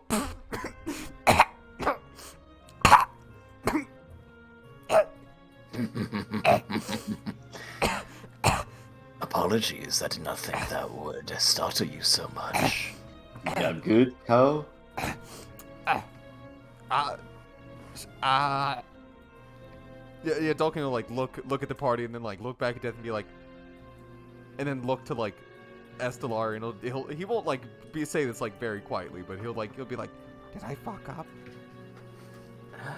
Yes. You're fine. You're fine. You're fine. You're fine, Minotaur. I do not blame you for your naivete, but it was a surprise to me. It was a surprise to me as well. Not many people take something from my domain, and my connection on it is lost. I'm very impressed by that, in all honesty. Yeah, Dalkin will still like, be like recovering, and he'll be like, that. Am I allowed to say thank you? If you so wish. I don't think it's very often you get compliments from people that can like make you stop being you in like a blink of an eye. Do not worry. Even if I wanted to do something to you, I would not be allowed to. Why is that? Gods are not allowed to physically harm mortals. Oh. So yeah, Dalkin then turned to Vashana and be like, "See, look, Vashana." See, with that, Vashana has finally exhaled the breath she's been holding for like the last minute and a half. Just yeah. Dalkin's like, "Oh, see, Vashana, he's not gonna hurt us." Oh, and she reaches up and takes the teacup, still kind of shaking. Just it's pretty good. And then actually, now that Vashana is like up and feels like more willing to talk, he will try and instigate it, and he'll look over to Demeter and be like, "So is Vashana crazy? Just so because she says that she's got someone like in her brain that she can talk to. Is that like a real person or?"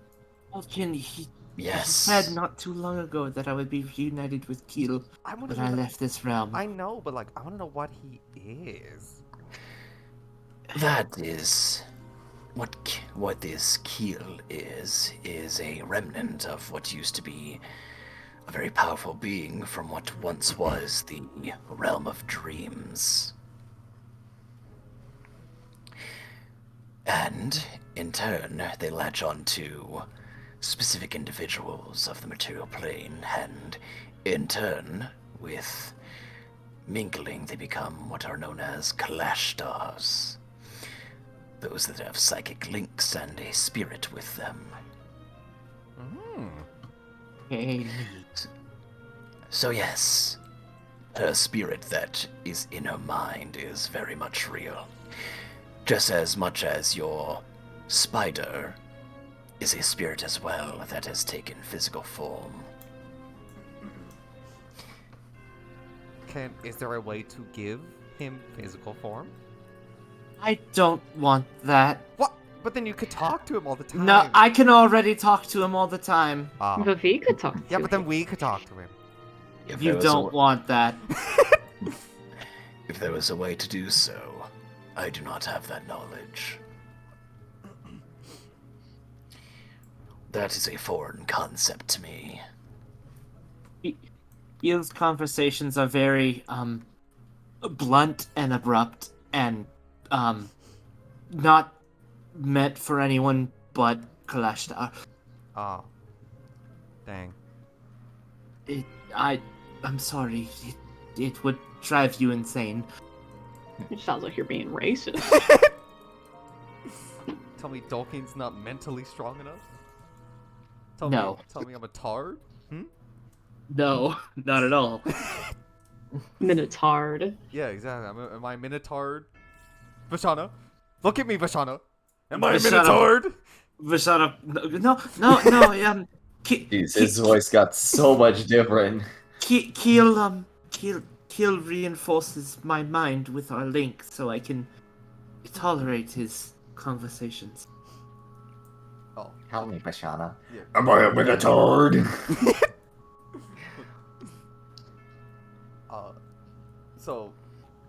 Tolkien looks very, happy that Vashana's willing to, talk more now and, be her usual self. Do forgive me, Lord Demeter. Sorry, Demeter. It's been... I've never been in the presence of someone who is more, A god. yes, more noble than my mother. I figured that makes sense. That depends. I am no one of nobility. I just am. So, if gods get more power, based on, the amount of people who pray to them, how... dude, how many people pray to death? Isn't that, a little weird? Wouldn't you not want to pray to die? There are many people who pray to me. Just think, Tolkien, if you're at death's door and you're about to die, would you pray to the god of life to keep you alive, or pray to the god of death to let your death be merciful? Well, I could definitely see you praying to the god of life, yeah. I, for one, would pray to the god of death. See, what I'm thinking is who the hell is praying to that bastard Samael? Gods, people who wish to lie and cheat and be trickery. Particularly of your cloth, Hank. What's that supposed to mean? Whoa, what's that? Wow. Wow. Have any of my people ever prayed to Demeter, or is it just to Masanta? Why don't you ask him in character? Roll a religion check. Instead, ask him in Or character. actually history. History, Sorry. okay. History check instead. It's the same thing. Well, regardless, it's much less that they worship Demeter, more that they know. You know, it's more a cycle of life and death that your people know about. They don't necessarily worship him or anything of that nature. It's definitely towards Masanta because she helps with the natural nature of your forest, as well as helping keep you all safe, well fed, with crops and all that, and you repay back as well with, very limited hunting around the forest. I was thinking more if Papa was giving funeral rites for Mama, one of the previous mamas. If he would have asked Demeter to help her soul or something like that, No. No, okay, just checking. You get the feeling that might not be very common. Alright. But as you guys continue talking, you actually see Angelina, who's been very quiet for the most part. She actually sits down her teacup and kind of lets go of your hand, Vishana, and just kind of settles up. Just um, excuse me, Demeter. I apologize for being quiet until now, but I'm appreciative that we're having such a nice conversation here. But there has been something that I've been wanting to ask. You've been telling us so much, but there's just Yes, child. Please go on. She kind of just nervously puts her hands in her lap. She's like,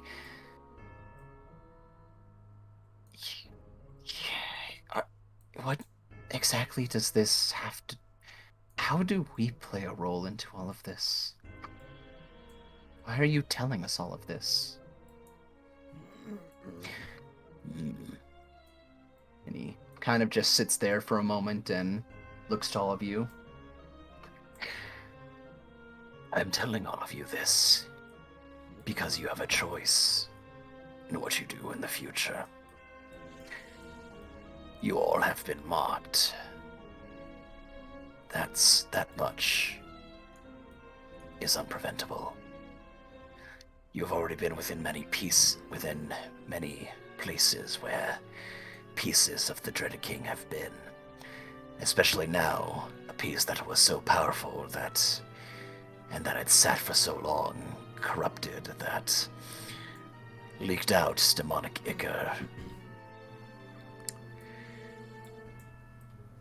So unfortunately, whether you like it or not, you're entangled in this mess that Tethanol has created. But a choice lies for you in whether you wish to help prevent such things from continuing to happen.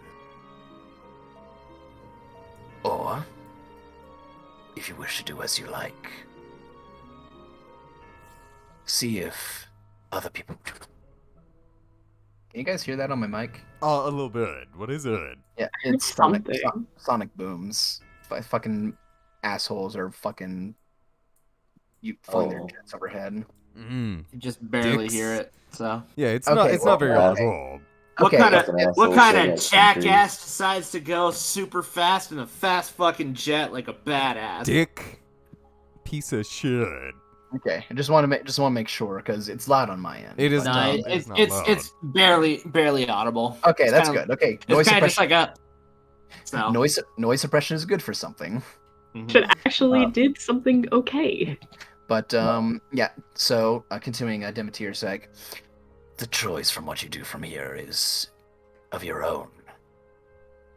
I'll leave you with this knowledge so you can prepare in the future, whether you decide to try and help in preventing another war from happening, or if you wish to continue doing as you like.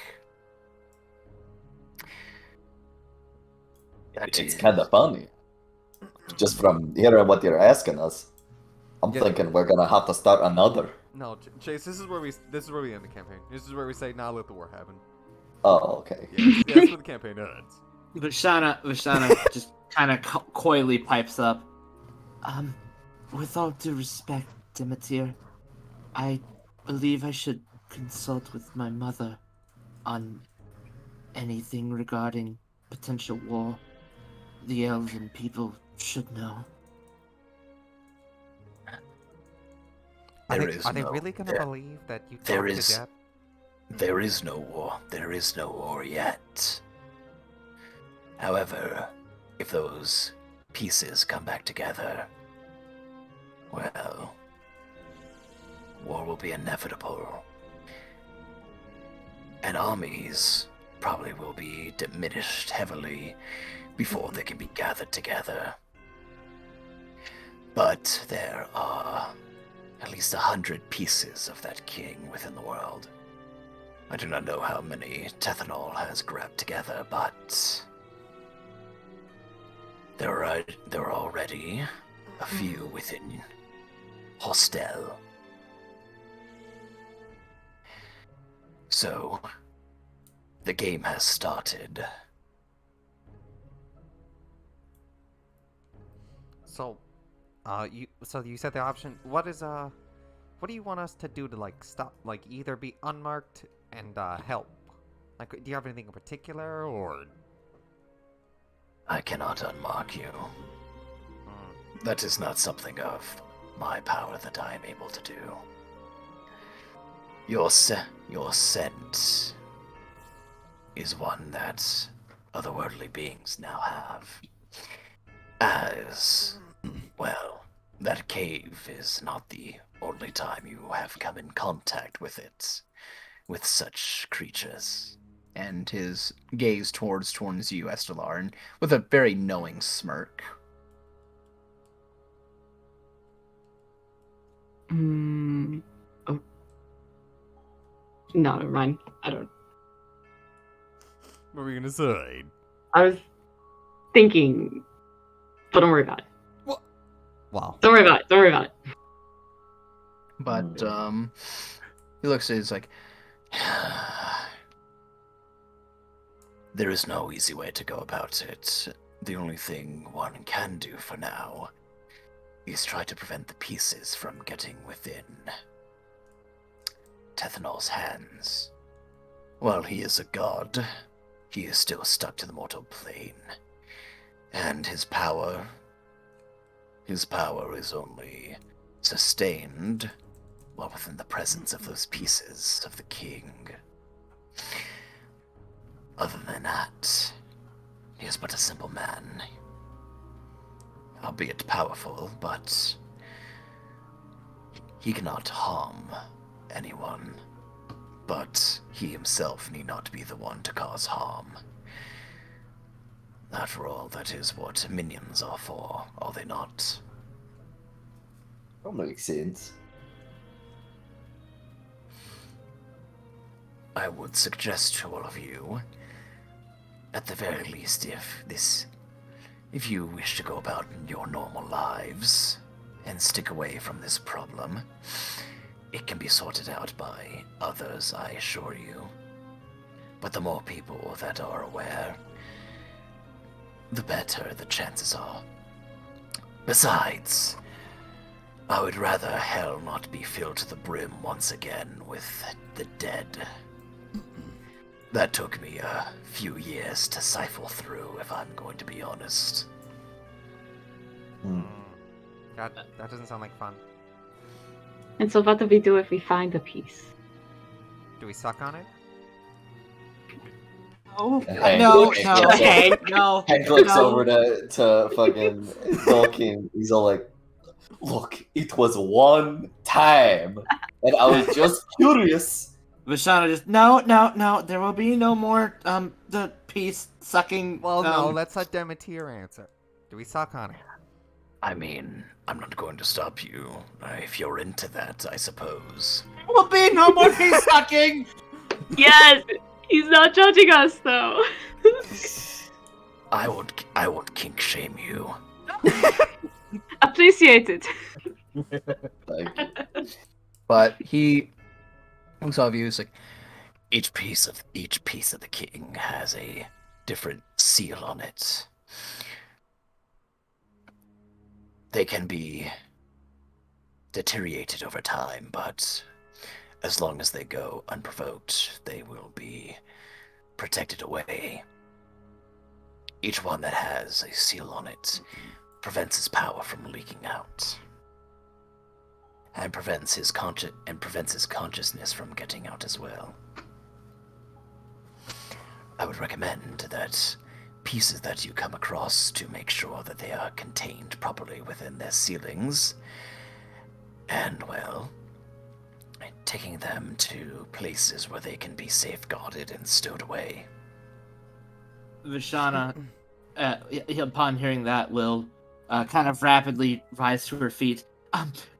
With that being said, Demeter, with all due respect, is it possible for you to let us out of your realm so we can... I'm very much worried about Prince Conrad. The fact that he has 3 pieces in his possession. Yes, Baltisha the prince. That man.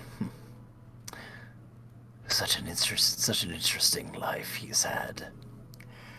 You need not worry yourself about it. Though he does have a few pieces, as long as they are contained properly and safeguarded. Unless one foolishly tries to open and reveal them and start getting them near each other. There should be little consequences, though it may occasionally attract unwanted beasts, but other than that, there should be no problems. So, do you have anywhere in particular that you want us to, like, put the... So, is there a place that we know the pieces will, like, be safe? Or is it just kind of like, you just want to keep bringing them to the prince? Wherever you think they be safe. Also young Vashana. I'm hurt. You honestly thought I was going to keep you in my realm forever? No, no, Demeter. I, was just trying to expedite things out of concern. Fair. Well, that is fair. But you are my guests. And so now I must ask all of you. I've implored all this knowledge on you. Now, is there anything that you wish to know from me? My Minotaur friend, there was that one thing you mentioned about your father that I'm sure you're dying to learn about. As he says that, Vashana's head just kind of slumps low.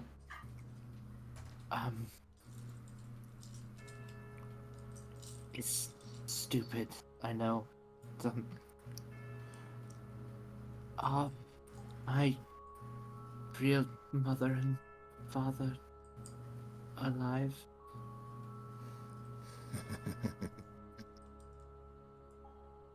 That itself, again, comes at a cost. You know, there's also one other thing I would like to know. So I know that you can't, like, mess with people's lives, but do you still know when their time will come?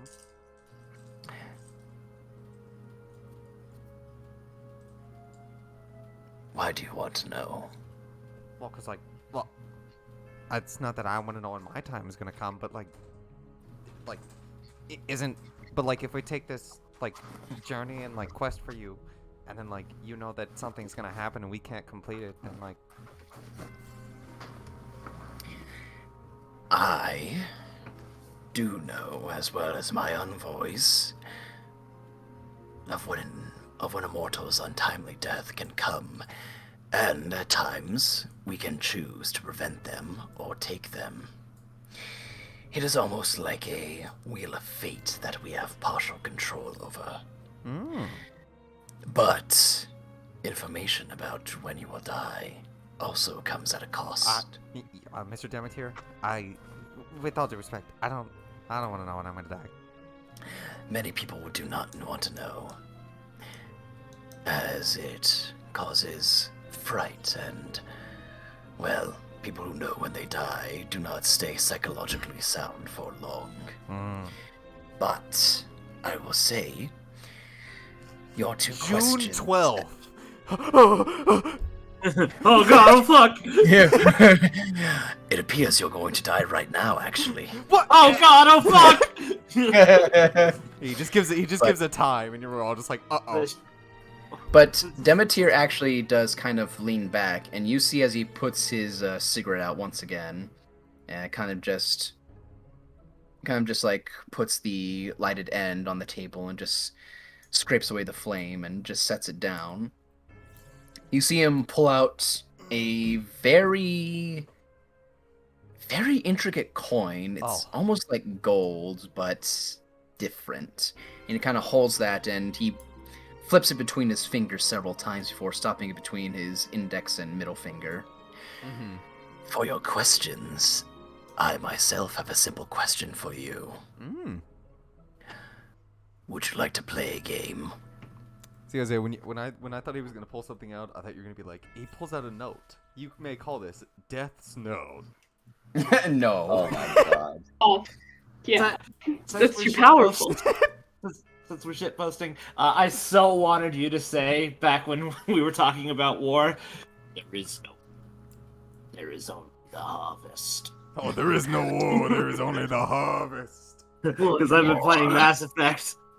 War has never changed. never changes. But he Why pulls do out a you coin.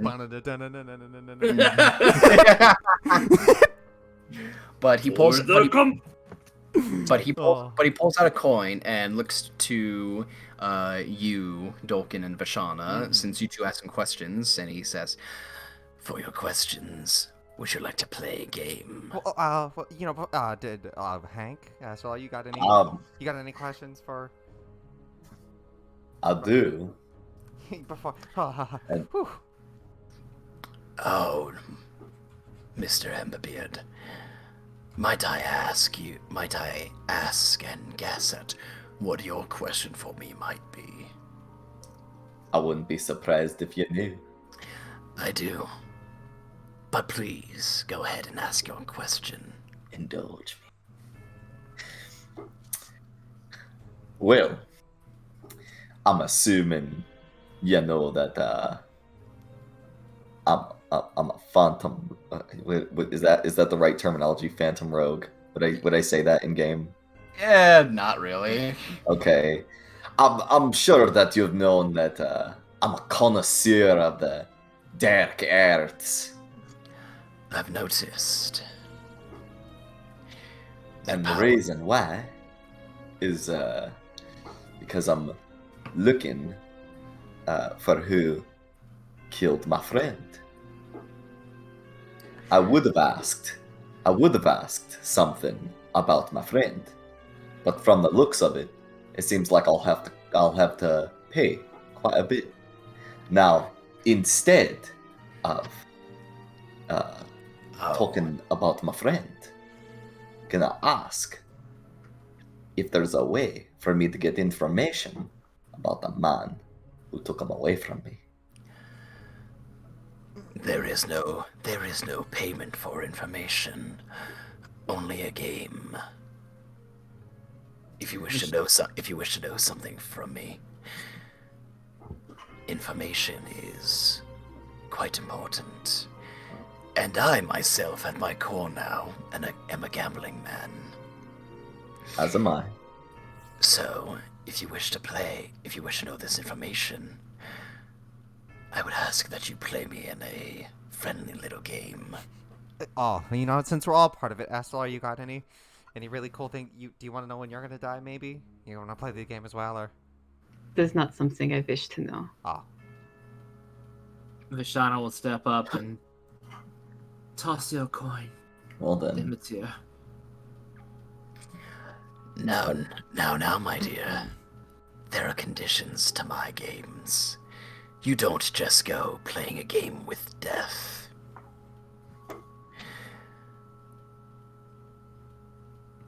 My rules for my games are simple, and they change depending on how many times you wish to come back and play me at a game. Well, I do not mingle with the mortal races very much. I have found quite a very cunning individual who are very fun to play with. And it is the gamble that I appreciate now.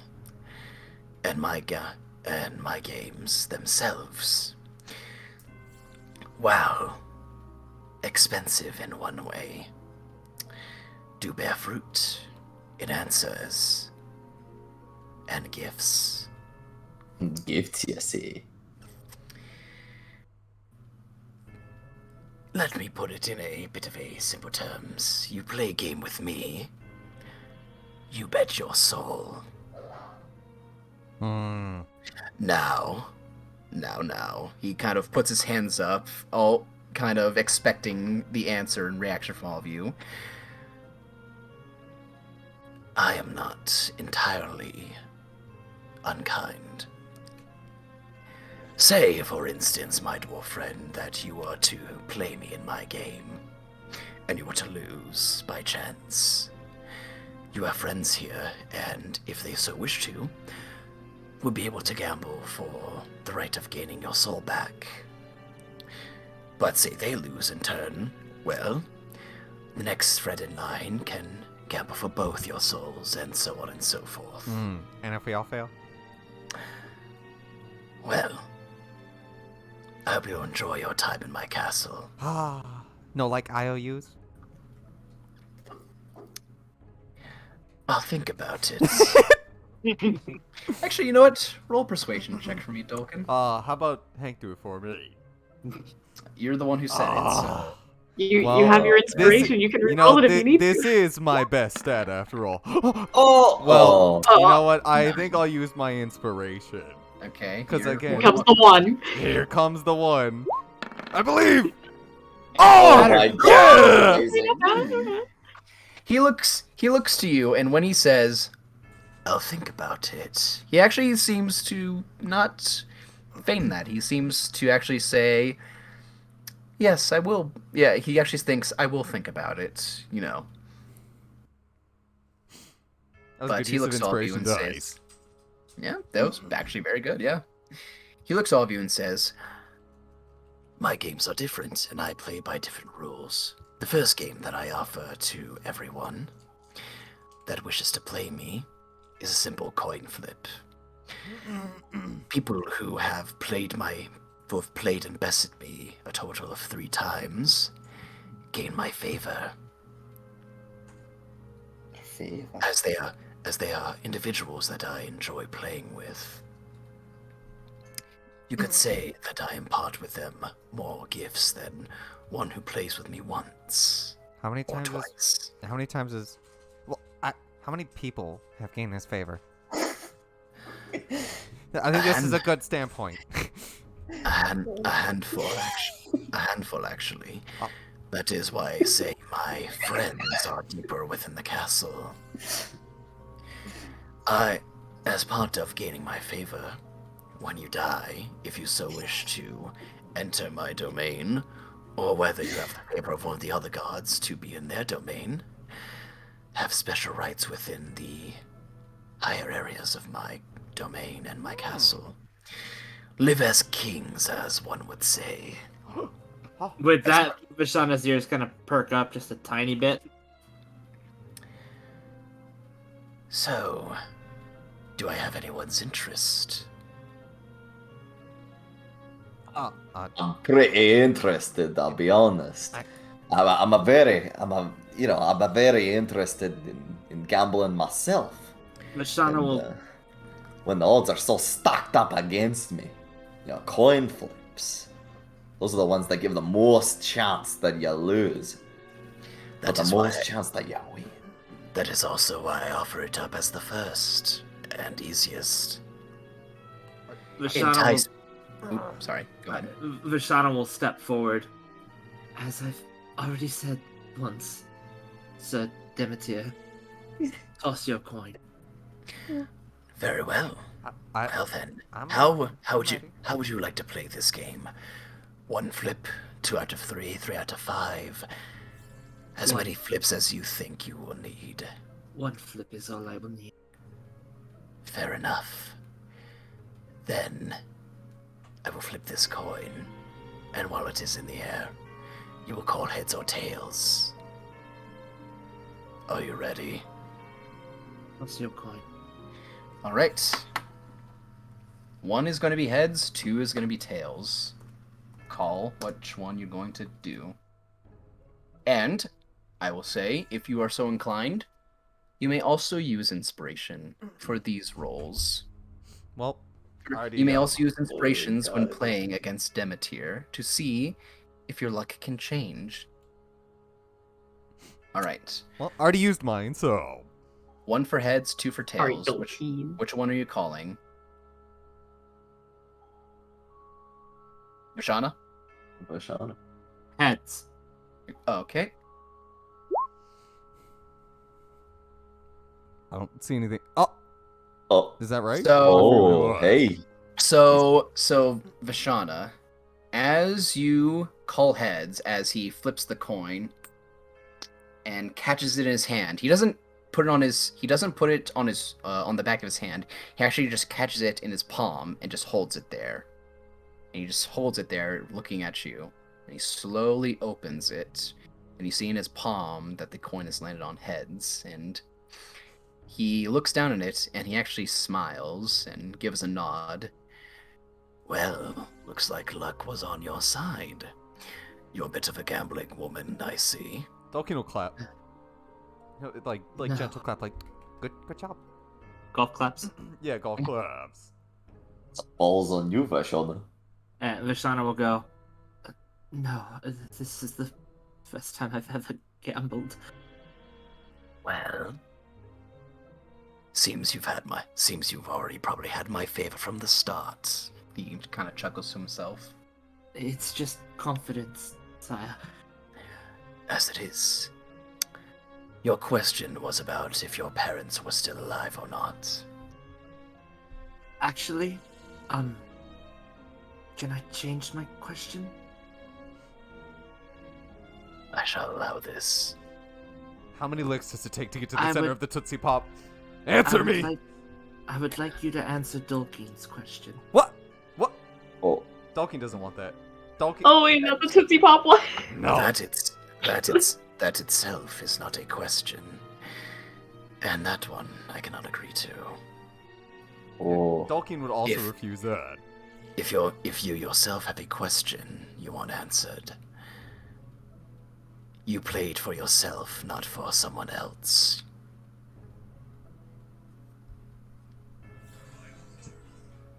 If not, I will be more than happy to hold the question. But winning against me does come with a reward. If you wish to decline the reward, that is more than optional. Well.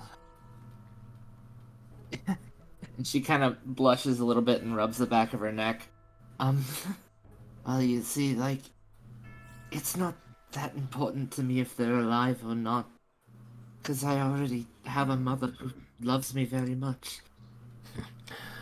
That you do, dear. So, I was hoping I could help my friends out a little.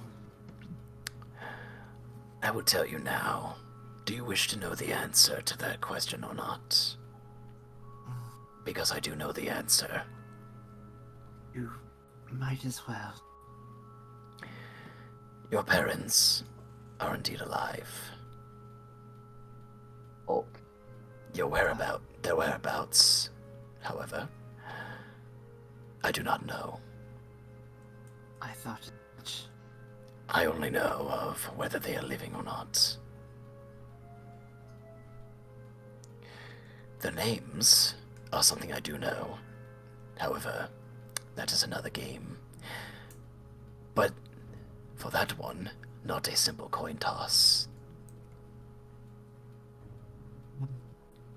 Thank However, your reward, as I promised. And he actually snaps his finger, and you see one of these ethereal phantoms start to emerge themselves. And let's see what Demeter's gifts are. Let's go to this table.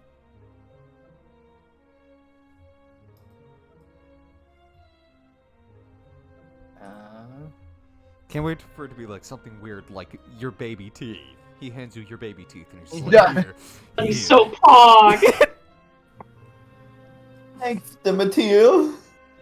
And then you pop him back in. Oh, okay, interesting.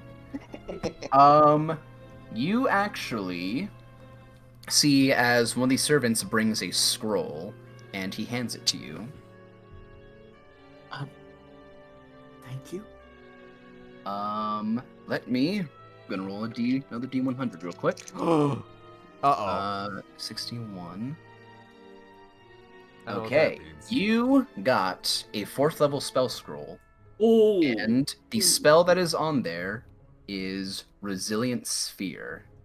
I don't know. Resilient Sphere. Fuck Isaiah, yeah! I don't know what that is. Could you explain to the people who aren't nerds what Resilient Sphere will is. say what Resilient Sphere does. Can I? You're more than welcome to if you wish Oh, to. yeah. Explain to us non-nerds what Resilient Sphere is, please, Vishana. Vishana, looking at it. Oh, I've heard about this spell. It creates a ball around something or someone, and nothing can get in or out. It's a sphere of impenetrable, like, it just traps something. Can you? Except for a disintegrate. I think a disintegrate will pop it like a balloon. Can you yourself walk in and out? No, it's like, and she turns and looks at Angela. I think you can cast it better than I can. Yeah, she's actually looking, and you see as she's kind of just like sitting there and sees you with that spell scroll, and it's just kind of like. And she has it extended out to her. You want to give it to me? You're the wizard. Take it. Inscribe it. But well, this is something I would not be able to quite yet. But are you sure? I could probably do something with it, but it's better for you who can do it more than just once. Well, when she is 7th level, she can do that. And when she has more money, she can do that. Okay, but only 4,000 gold. No big. Pretty, yeah, but it's a little expensive. But you see Demeter actually looking and smiling. Roll an insight on him, everybody. Oh boy, my best stat. Insight. Best stat. Oh, it really is my best stat. Okay. Dolkin and Eslar, you both get this. Despite this man's demeanor, especially when you first met him and how he seems to ward himself and really not mince his odd, creepy nature, he seems to honestly be enjoying himself right now. It seems it's probably been a while since he's probably had people come down and be this lively around him, oddly enough. Yeah, can you flavor Hank's Nat 1, Isaiah? That's what I want.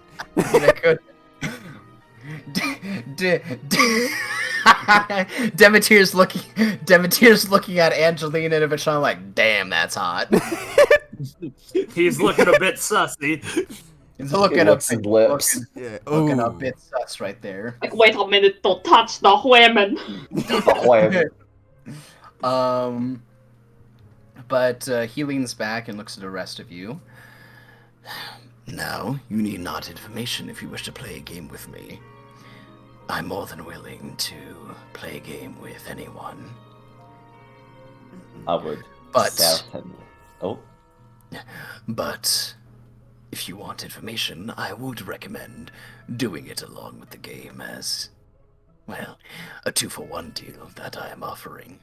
2 for 1? 2 for 1. Information and a gift. Oh. Eslar, do you want that gift? I don't think it's very often a god gives you a gift. I mean, Think of any things that I want. Well, it's not that you can request something from me, rather that I give you something that I think you might find useful.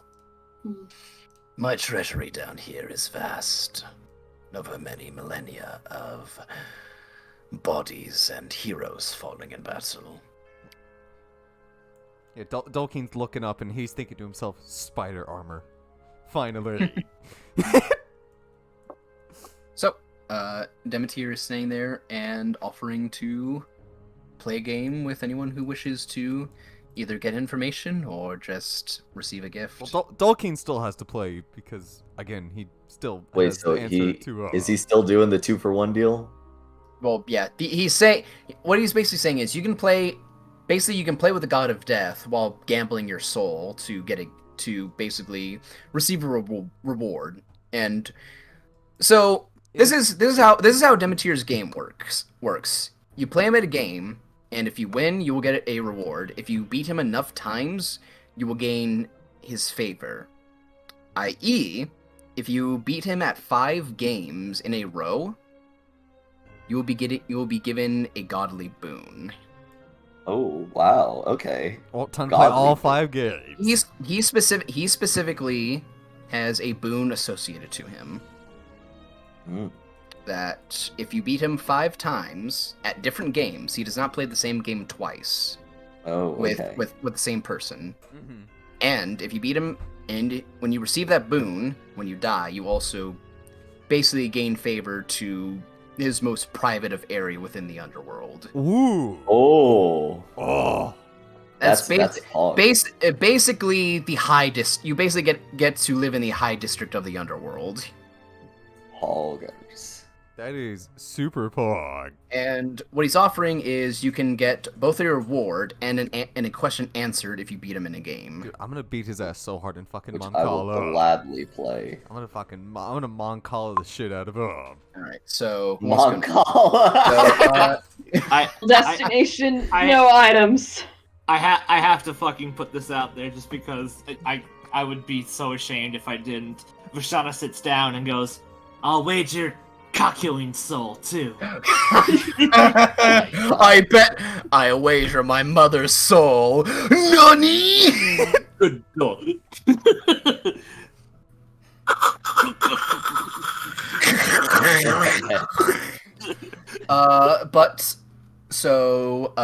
He'll look to you, Dolkin, and he'll say, "Now you're next, I believe. You wanted to know about your father." Yeah, that'd be nice.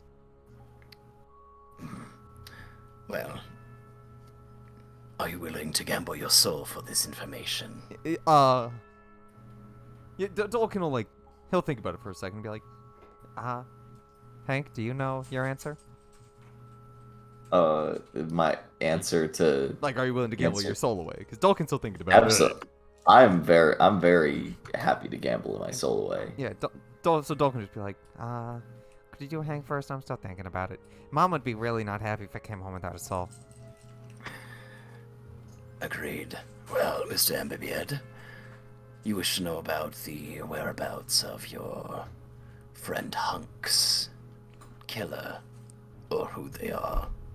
It's information that you could let me know, because I don't know if whereabouts are something that you're Whereabouts, no, but I know a name, and I can point you in the right direction.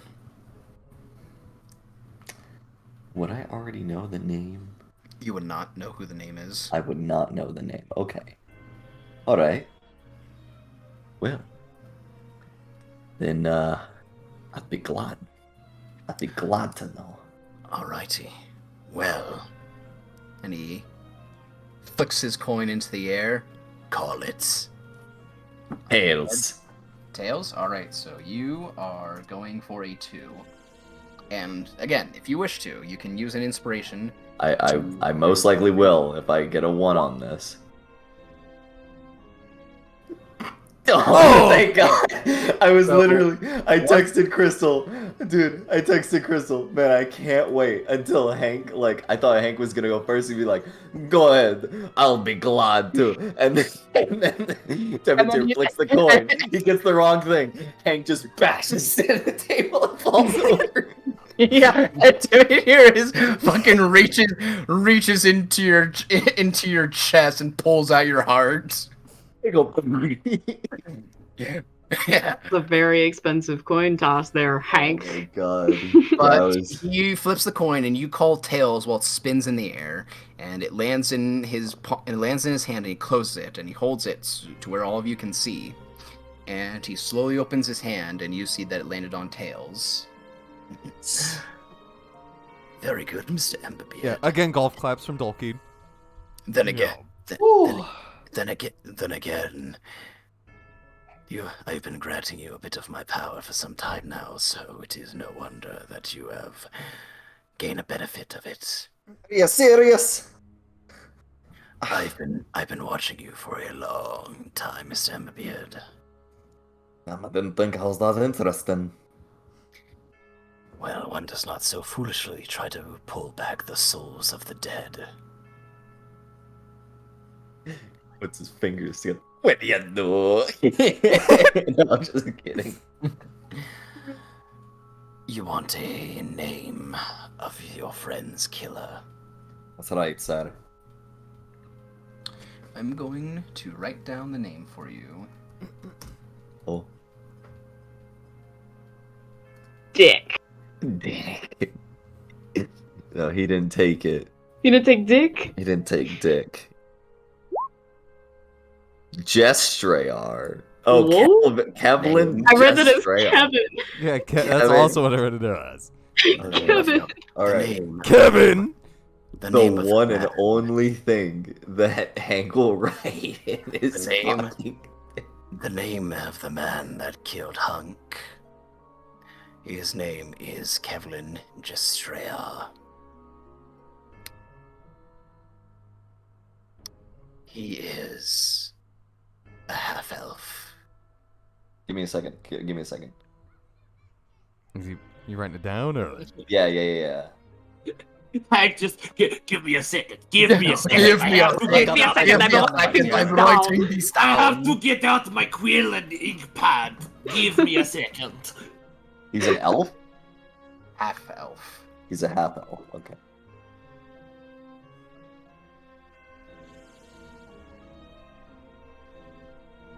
Kevlin Jestrayar. Jestrayar. Is that how you say it? It's just Strayar. Jestrayar. Okay. Okay. Alright. I'm going done typing, Mr. Demeter. Very good. Now, And he snaps his finger, and you see another spirit come, and they actually bring a bag this time, and it sets it down on the table, and Demeter kind of waves his hand, and it goes towards you. You got a bag of holding. Oh! Oh, God. Oh. Would Hank know what a bag of holding is? You would know what a bag of holding is. I guess given that I am supposed to be a thief. It is uncommon, but very well known to be a very useful tool for adventurers, but a little bit hard to come by. It's 5 Is it? pounds.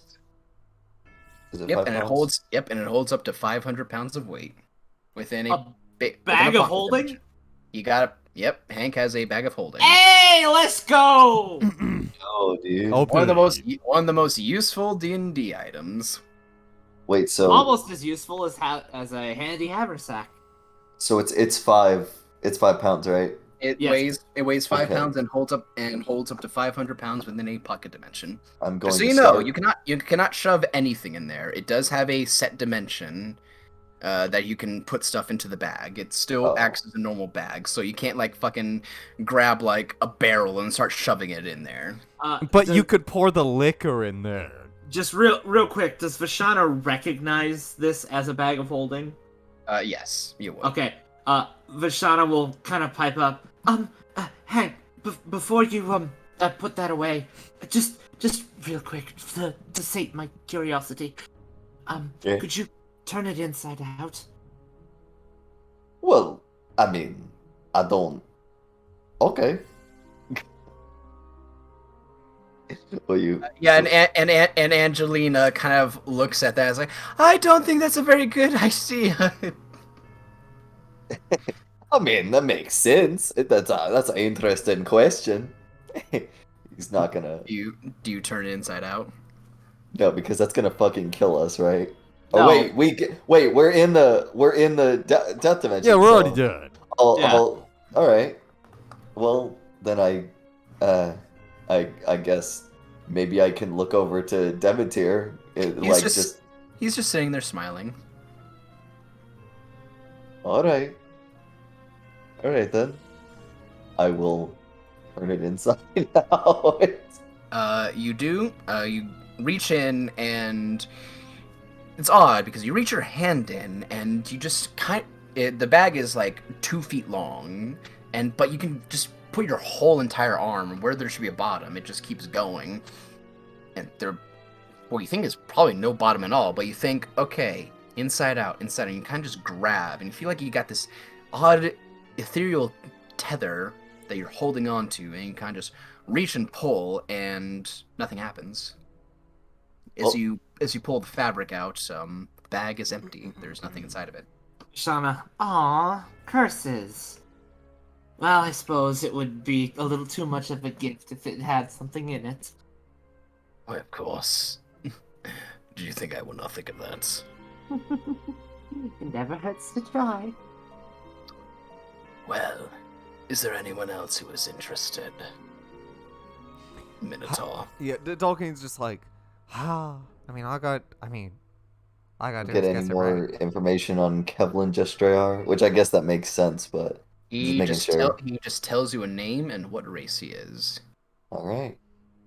Vishana will kind of slide over to Hank and just kind of get close to him and go, you see, anything that you put in there, if you turn it inside out, everything comes out at once. Oh, is she saying that to Hank? mm-hmm. Yes. Oh, okay then. Yeah. She's telling you why she wanted you to turn it inside out. Yeah. Oh. And then Angelina kind of saddles off ranks to Vishana and also to kind of whispers, Yeah, it's really. I heard a story about a man who fit like 100 daggers inside of this, and then he turned it inside out, and they all just went flying and like skewered a guy. Did he die? Thought that. I also heard about a man who put 100 coins with a spell on them that exploded when they came out of the bag. It was so cool. I thought it was like splitting an atom type deal where he just fucking explodes. No. That's if you put a bag in a bag. That's if you put a bag okay. of holding in another bag of holding. Oh, okay then. Because they both lead to the astral plane, if I remember correctly. Correct. Yeah. So basically, if you have 2 pocket dimensions that are part of the astral plane, and you put them inside of each other, that causes a portal to the astral plane, and anyone near it gets sucked in. Creates a black hole. Basically creates a black hole, and there's no save. No, it's just. Yeah, I'm gonna go to the restroom for a second. Well, now we know how to beat Semi. Yeah, let's go ahead and take a quick break, and then we'll get back and see if Dulkin and Estelar wish to gamble with the God of Death. All right, I'll be right back. I go pee.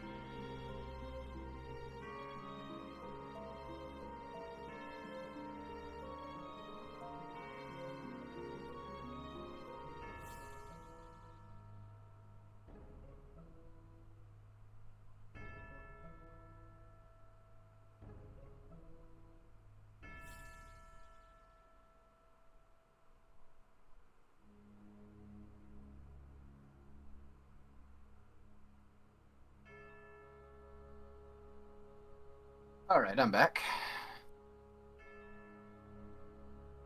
Oh. I never left. Yeah. I should watching memes. I should say, I guess I'll say that when everyone gets back. There is one additional rule that I forgot to mention to Demeter's game. But I can't open my soda yet. I gotta wait until the boys are here to crack it open.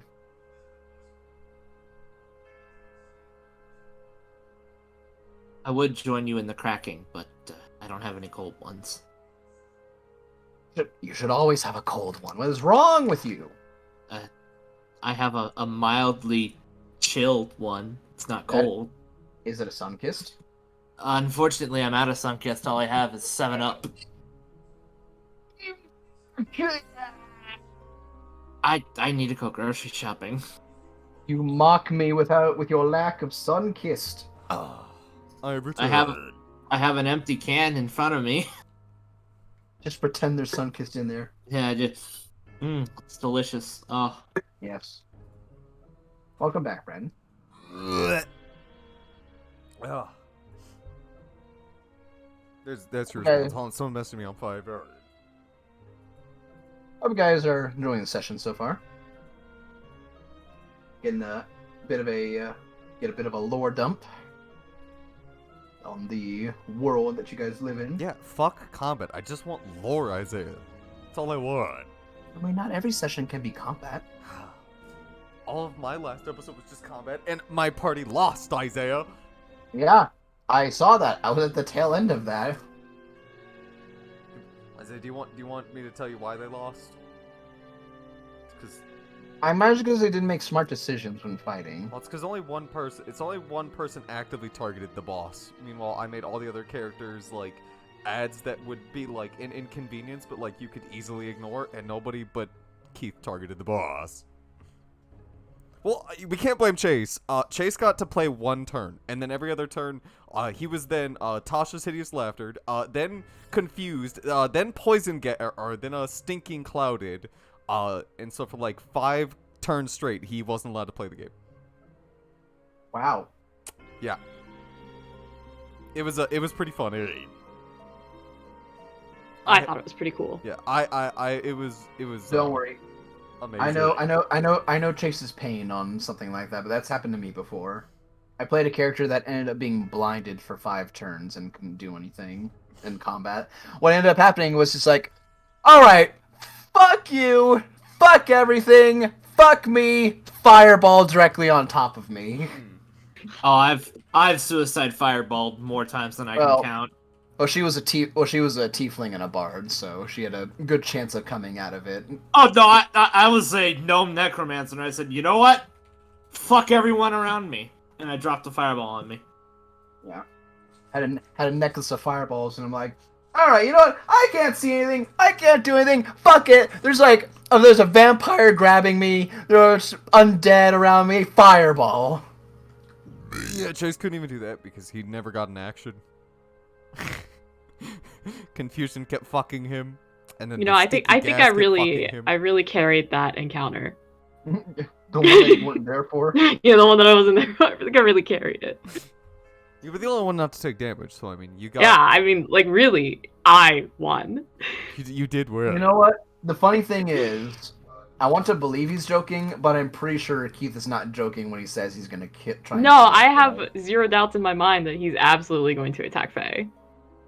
But like, he's weak shit, and I am not going to let him. So. Just spirit guardians. Spirit guardians. Literally all you've got to do. Don't worry. I have plans. I have plans. Change your spells around for the incoming death that is a small. Well, I mean, it's like general like incapacitating spells that I always have prepared anyway.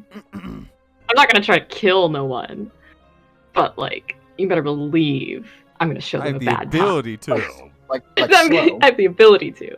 Yeah, I have slow. slow. I have hold person. Yeah. I have blindness, deafness. Dude, order clerics are really strong. Yeah, that's why I was like reading over order clerics, and I was like, shit, this is good. Man, you know the only thing I can cast hold person for a bonus action, and then like blindness, deafness, the ones that like save from that for my action. It's so pog. It's so pog. And I will say the only thing I didn't do to Nugget was blind and deafen him. Fuck. He got off. I should have been there to do that. He got off easy. Fucking goddamn it. I will say, there is something that I forgot to mention about Demeter's game. You cannot use. So there is a certain amount of times that you can fail where Demeter will just stop playing a game. So say someone went to play Demeter to game, and he kept bringing a friend along as a failsafe in case he lost. Dude keeps losing, using his friend to get his soul back, or not to have his soul taken away. Plays again, loses, plays again, loses. There's a certain point where Demeter would just get fed up with it and just reject playing or bring you back to his domain to play with him. Good. So there is a certain amount of times that you can fail where he will just reject your entrance into his domain if you wish to play with him again. That's right. Dolkin doesn't fail.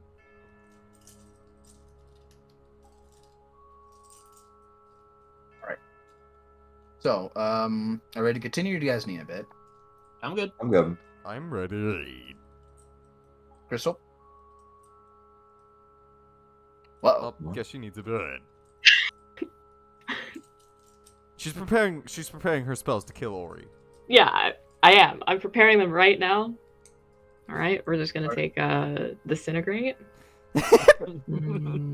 Disintegrate is a 7th level spell, so you got quite a while. Counter spell is probably important. He casts a lot. Yeah, that's true. Yeah, that one's a good one. That one's a good one. Power word kill. Oh, Yeah. yeah. That, Yeah, I'll that's give a you that 9th one. level. I'll give you that one. Good 9th level. Okay. I'll give you that one. Gotta really put Ori in his place. Yeah, just kill him. Yeah. Finger of Death. Got it. Finger of Death. One of Quasimodo's favorites. It's a good one. It's a good one. Zone Alright, of Truth. so alright, so are we ready to continue? Or do you need a minute, Crystal? I'm good. I do recommend a Meteor Swarm. Meteor Swarm's always fun. Oh, there you go. You just kill everybody. Not just Ori. All of them. Including yourself. Alright. Hell yeah.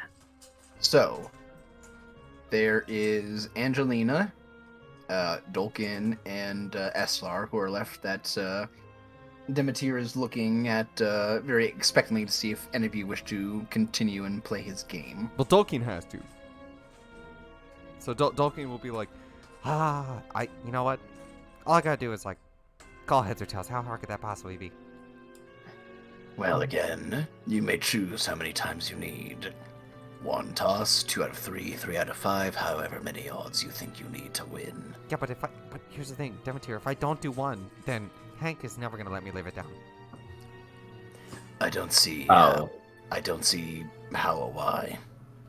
He's gonna Why? make fun of me. He's gonna make fun of me. He's be like, wow, you couldn't do it in one? Took you 3 attempts? Isn't that right, Hank? Oh, this is your soul we're talking about. Minotaur, this is your soul we're talking about. I would recommend not caring about what others think. Regardless of how kind I am being, if you lose, and none of your friends can get your soul back, you will die here. That's pretty bad. That is why I ask you about your odds and giving you the best chance at winning. You know what? I'll take you up on it. I'll do best 2. I'll do best of 3. So first to 2. All right. Alrighty then. Well then, He looks at you, and he puts his coin on his thumb in between his middle finger, and he flicks it and says, "Call." You know what? I believe it's gonna be Tails again. Tails? Alright, rolling 1d2. Tails never fails. Hey, let's go. It is Tails. Wow, you guys are on a roll. So the coin flips in slow motion, just lingers in the air as he holds his palm out and swipes his hand upwards to catch the coin, and he brings it down and opens his hand, and in his palm it is Tails. And once again, he has a very... Despite the fact that he has lost 3 times, he does not seem angry at this. He seems happy, almost very content and hopeful in a way. And he looks to you. Well, you all are definitely a very lucky bunch, aren't you? Whew. So your father, you wish to know if he still lives? Oh, I said I was gonna do best 2 out of 3. Oh, right, sorry. I don't want to cheat you out of this, Isaiah. I gotta give Death Yeah, a chance yeah. to lose. Right. Okay. I hate cheating. I forgot my own rules. I'm not gonna cheat death. If you ever watch back the VOD and be like, wait, Brandon just cheated me. Death will on death on you. that would have been on me. I would have forgotten immediately after saying it. So but if ever you rewatch the stream and then you're like, I see that you cheated me, I'll be, shit. I mean, technically yes. So okay, so first one, he flips it in the air and asks you to call it again.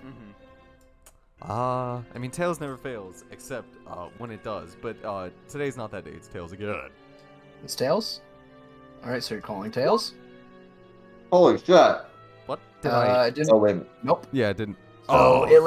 So this time it lands in his... He catches it and lands in his palm, and this time it is heads instead of tails. And he looks at you, he's like, well, Minotaur, it seems we're both even. Oh, I had to give you a fighting chance. Well, thank you for being so gracious. As he smirks and flicks it one more time and asks you to call it. Now the power play is doing Tails 3 times in a row. You know what? I'm gonna go against my better judgment and call heads, even though I would have gone with Tails. You should have gone with Tails. Should have gone with Tails. Well, Dulkin's lost to the void. So Tolkien's eyes go white.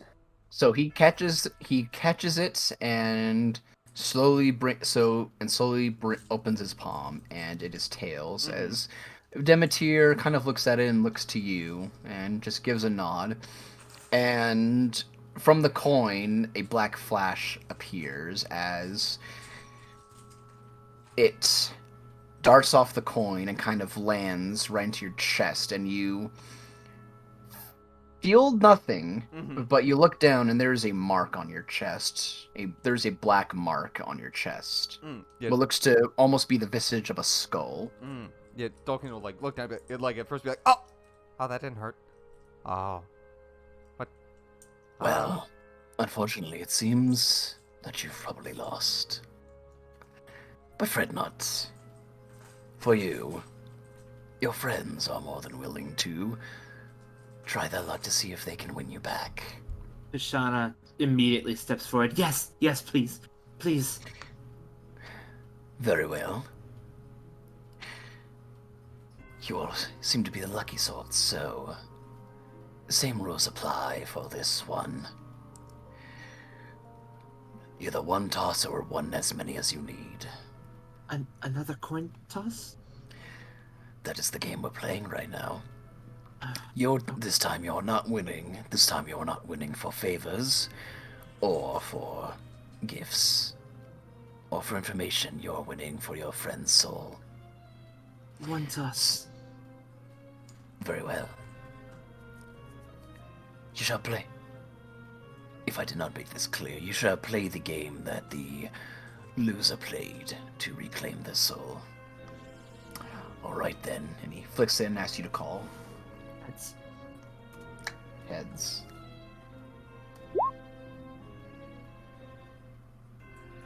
Oh, And it Jesus.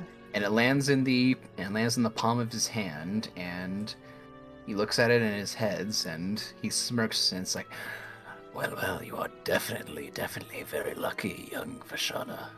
You will have to come back to see if that lucky streak continues.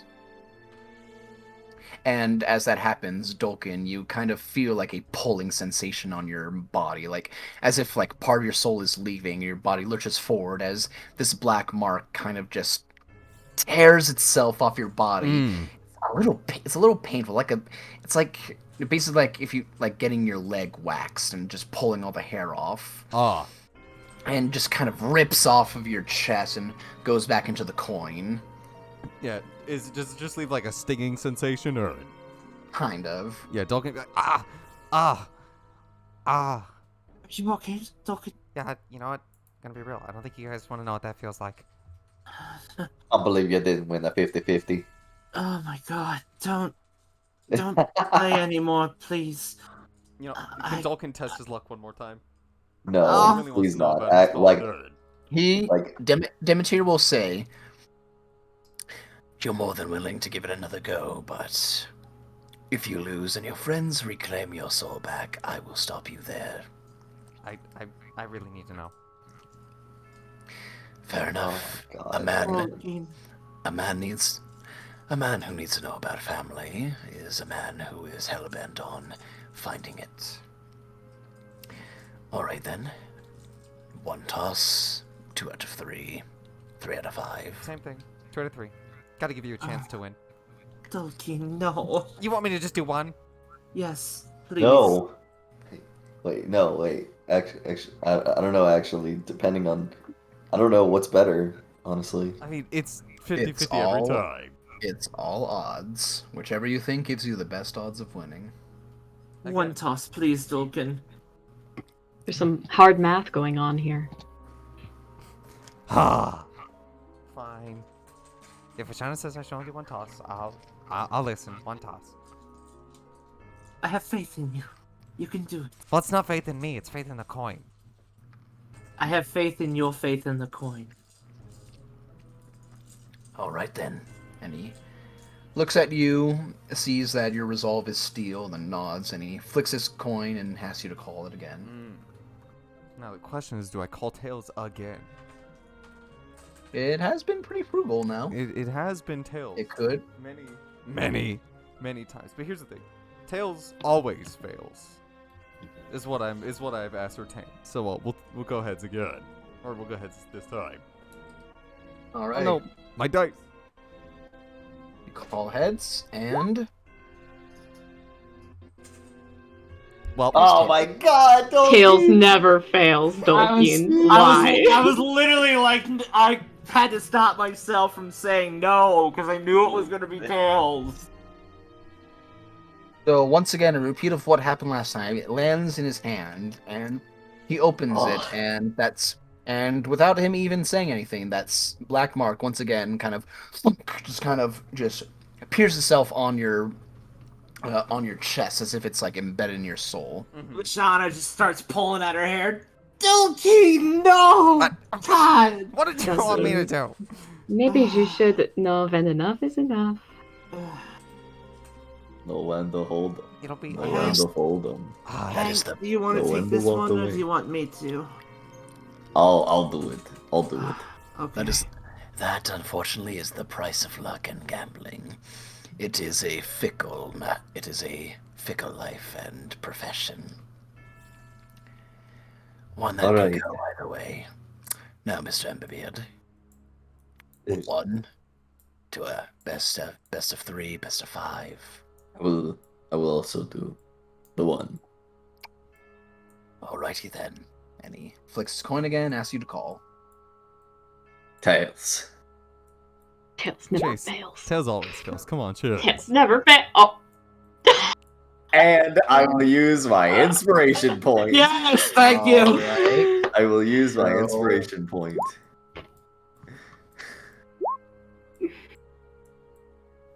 Ah! Oh. That's what I'm talking about. So as it hovers in the air, you look at this coin and you know that it is going to land on heads. And you kind of just look at it and you just think, no, Dolkin's soul, I have to get it back somehow. We can't let his soul go. And you just kind of think that very hard, and you actually see as that look across your face that Demeter's gaze turns towards you, and unconsciously his hand kind of lowers a bit, and the coin lands in his hand, and he just quickly looks back and closes his fist and brings it down and opens it, and it's landing on Tails, and he himself looks a little surprised and it's like raises his eyebrows. Well. You'll continue to be very lucky. And once again the tearing feeling of this mark on what feels to be your life essence just kind of pulls off of you, Dolkin, as it goes back into the coin. And with two of these events happening, you get a level of exhaustion. Let me put that in. Vishana will step in front of Dolkin now. All right, big guy. I think you've played enough. Ah. And then he'll just turn to Demeter and be like, well, it's always next time. You need to learn how to gamble, right, cow? I never really gambled with my life or much of anything. Dolkin, what was it you were trying to figure out? Ah, it's not important. You already did your thing. No, I'm curious. If you bet your soul twice on it, it must be really important. Just about my dad. What about him? It's not important. No, it must be important, Dolkin. Please, tell me. Young Vashana, I've said this before, but if you're trying to play for his information, I do not allow that. It is only for the information of oneself. You play for yourself, not for others. Well, not entirely true in the situation of getting your friend's soul back. A different situation. And I do appreciate that, Hank, and Vashana. Vashana just kind of turns with a little bit of a stern look in her face. Why can't we play for others? Just gotta learn how to gamble, though. Cow. That is the nature of gambling. It is selfish. And therefore, the answers you get from playing with me are for yourself. I only bring this failsafe upon all of you as a sign of goodwill and hospitality.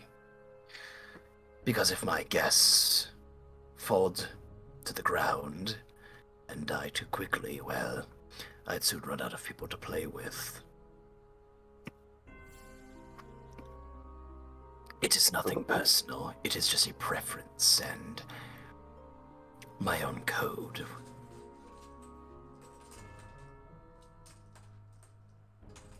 Oh, that just doesn't seem fair.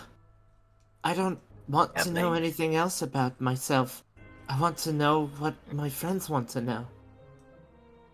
These games never are fair. It's luck.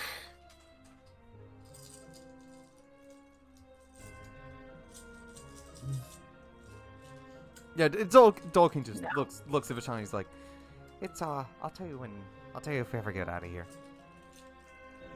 Who knows? I assume we'll get back at some point, and maybe I'll know the answers then. Yeah. Hank will probably teach me about the gambling luck or something. Yeah, Dolkin, you actually have Demeter looks to you as he turns his gaze towards SR for a moment. He says, I'm sure you'll find your answer, Minotaur. Within time. And he looks to you, SR, and kind of holds up his coin, gesturing towards you, basically in a way asking if you are wanting to play. Apologies, Demeter, but I see nothing to gain from gambling with death.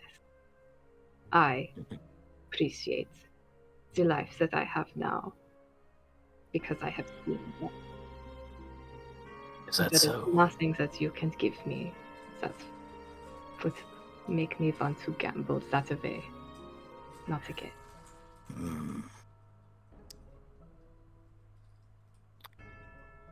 Well, that's very interesting. It would appear that Masanta had a correct feeling when she decided to pull you away from me. As he just smiles to you and kind of turns and makes his way over to Angelina. And you actually see her kind of sitting there and contemplating a bit, kind of just sitting at the table nervously. Young miss, I know there's something you would probably like to know. She kind of looks up to him very nervously. He's like, yes, but I don't know. You know the answer to the question I want to know, yes? If it is the one I'm thinking about, Then yes, I do. She kind of nods and looks to all of you, and then she actually leans up and basically beckons for Demeter to lean his ear down so she can whisper, and he obliges as she starts whispering something to him.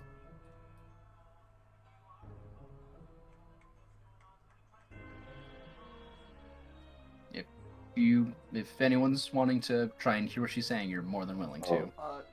All right. I Would have that be like a a perception check? Yep, if you want to know what she's saying to Demeter, you're more than willing welcome to roll a perception check.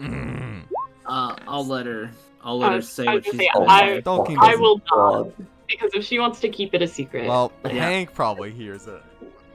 All right. So He's a dirty fucking dwarf after all. I'll roll a stealth check for her. Oh, Hmm. not good. Okay. Oh, that's it. What if that's below my passive perception? Alrighty. My passive perception's an Chase. 18. Chase, I'm going to DM this to you. Okay. Juicy. And then Hank is gonna say it out loud. Yeah, then Hank's gonna be like, "You did what?" No fucking way! You're like, you really only used to have A That's it. cups and now you've got B? Jesus. You know. Gamble the god to get bigger tits. How much did you pay for that? Your soul? For the bigger tits, it's worth it. These are huge.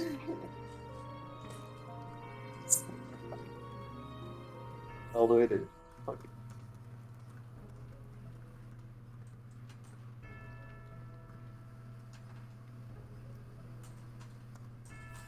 That is what Angelina asked Demeter. Oh, alright. And you see him just kind of lean his head back, and he flicks his coin in the air, and he asks for her to call, and she does, and we will say heads. Angelina will call heads. Even though Tails never fails, and she still's just Yeah. Yeah, Wow. never fails. Use that inspiration. I guess we'll use that inspiration point for her. And see It's if gonna be it Tails see if, again, though. see if it goes to heads. Because Tails never fails. It's Tails. Wah. Never fails. Tails never fails. So Jesus. it lands, and as he opens up his palm, you see as that same black mark of a skull kind of Oh, disappears itself on her chest, and she Before it even finishes, flip your coin. very well. And this is when none of us save her. This is when all of us leave. Jesus. It's the long card. This is the fucking. Damn it, dude. I All right. fucking knew it. Heads. Go ahead. All right, you call heads. Inspiration. All right. Oh my. Wait. Are you fucking kidding me? Oh, It was you to roll heads. What the shit? And as you say that, thump, a skull lands on your chest, Vashana. What the shit? Oh my god. And he looks to the both of you and say, Well, seems the odds caught up to you all. It's time for Dolkin to step up to the plate. and he looks. Dolky. Adjust his suit and tie. He has a suit and a tie. Yeah, he's wearing it right now. This is personal. God damn it. Alright, Dolkin will do it. remember, Tails never fails. This is actually just like this is the gambler fallacy. It is It is going gambler's to be fallacy, heads. He tosses it up, and what do you call it, Brandon? Well, you see, Tails is a shitty guess, so I'm gonna go with heads. Oh my god. It is going to be heads. fucking kidding me? A weighted coin, Isaiah. I call bull. I want you to flip a real coin. I mean, I can. I have them. Yes, flip a real I have coin. This is some bullshit. The odds are stacked.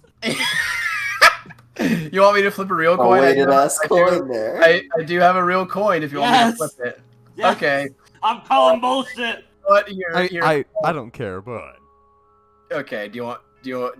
Here. but if Ashana cares enough.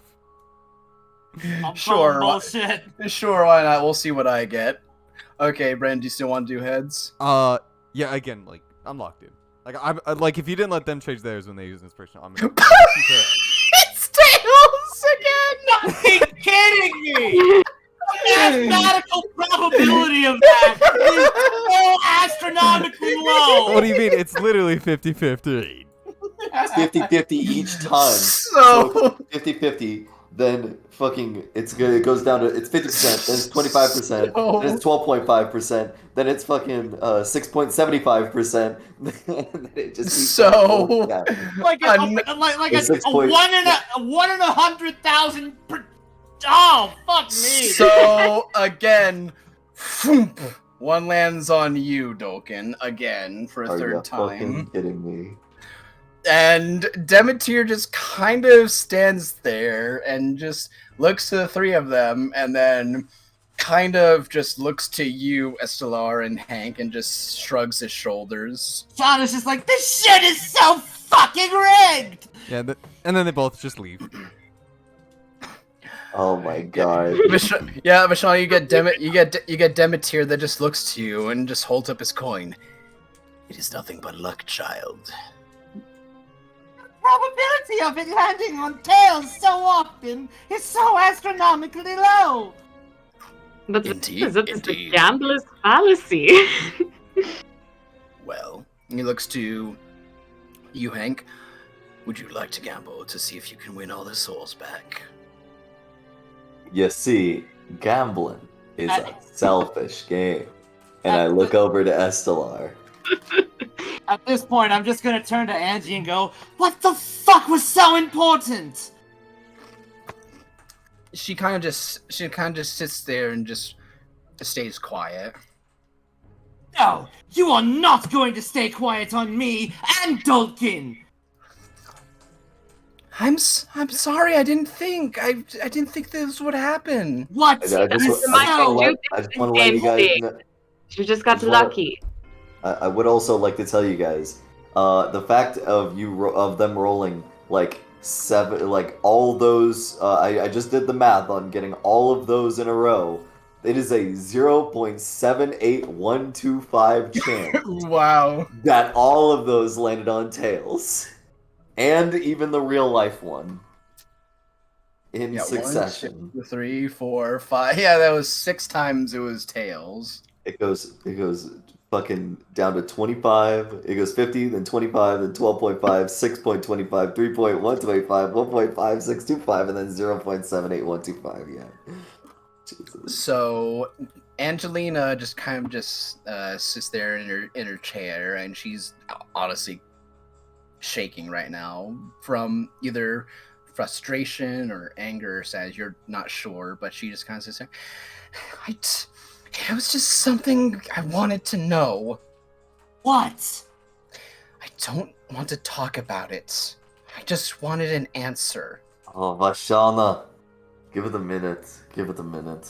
I mean, if we all win our souls back, then that's all that matters. We're not I'm going sorry. to unless you decide to gamble for us, Hank. Well, are either of you willing?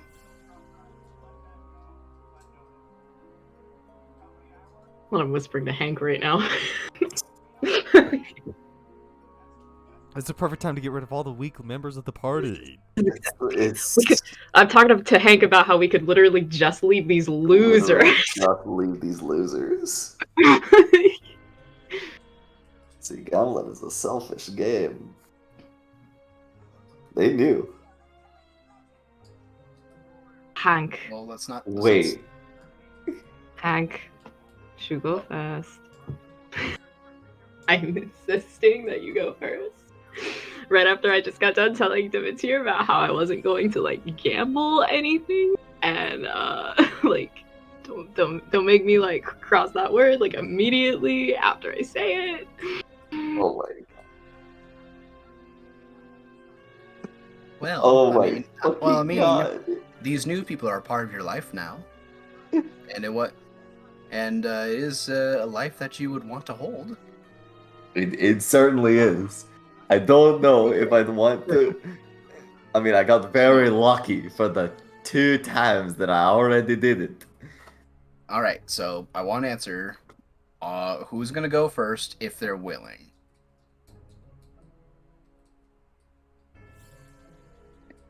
You little bitch. Fine. I'm like staring at Estelar. Now remember, Crystal, Like- Tails is the worst guess. I mean, But then Let's again, see what the Tails mathematical never probability. fails, and obviously, He looks- it is a- He looks to you, Estelar, and just holds his coin, and like looking at you expectantly, waiting for you to say. I suppose. All right then. Call it. Call it. Oh my and he God. he flips his coin up. All right, what are Oh. you guessing? God, I can't believe Hank fucking put me in this situation. Heads or tails? I am going with tails because tails never fails. it is the worst guess, Chris. I don't know why you'd go with Tails. The mathematical probability of it Wait, being wait, wait, tails wait, wait. again. Oh, That's fucking. Use your inspiration. And I'm Yeah, going. it's I'm heads gonna. again. I will say that if I did that, God. that I would have. Ah! Ah! Well, there you go. You've done it. Ah. So it lands in his palm on tails, and Jesus. from Angelina, Vashana, and Dolkin, that same Vashana, you and Angelina. Wait, gets rid of all of theirs? all of theirs. Oh, I thought we did. Oh my god, I thought it was one at a time. He said all. Oh, I didn't hear him. I'm sorry. Yeah, Hank the douchebag. I know. I was all like, dude, if all I'm gonna be able to do is save Dolkin, No, then no. like, Isaiah, he's the anchor. He's the person you put at the end of the race. That was why he did it. Oh, He's the God. anchor.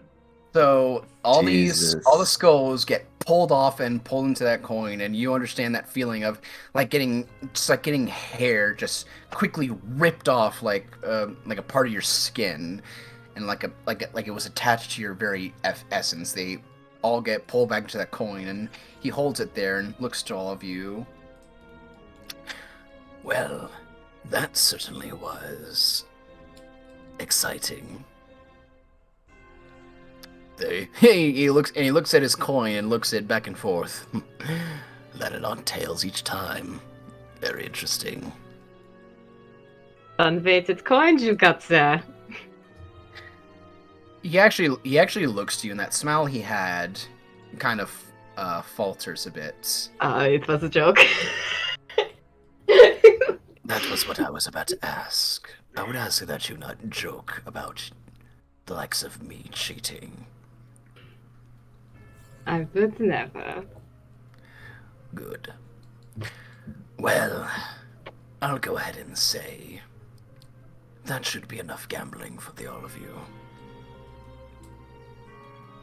yeah.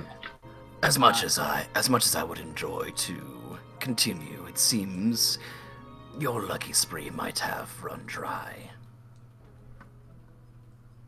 I don't think I ever had one to begin with. I think mine might be empty. Possibly. Just curious, is there anyone close to me besides Ange? I'm right next to you. Okay. Both Angie and Dolkin are just kind of feeling a bit of a static charge around them. As you can see, Vashana's hair just kind of starts standing up a little bit, as he's obviously upset about something. Angelina will go ahead and insight. Yeah, I you. guess Dalkin will insight because he's feeling his hairs stand on end. Oh, his best stat, obviously. Even better than Vashana's, or even better than Angelina's. Going to. You want to roll deception to try and mask your. Oh, okay. Yeah, and Vashana is Wait, just what happened? deadpan. So yeah. She rolled to me. Oh, okay. So neither you nor Angelina can get a read on her personality. She just seems very angry, whether it was the fact that she might have almost lost her soul, or just the improbability of that coin landing on tails each time, or what brought up this situation is... Or the fact that Hank was like, I'm super not getting these people back.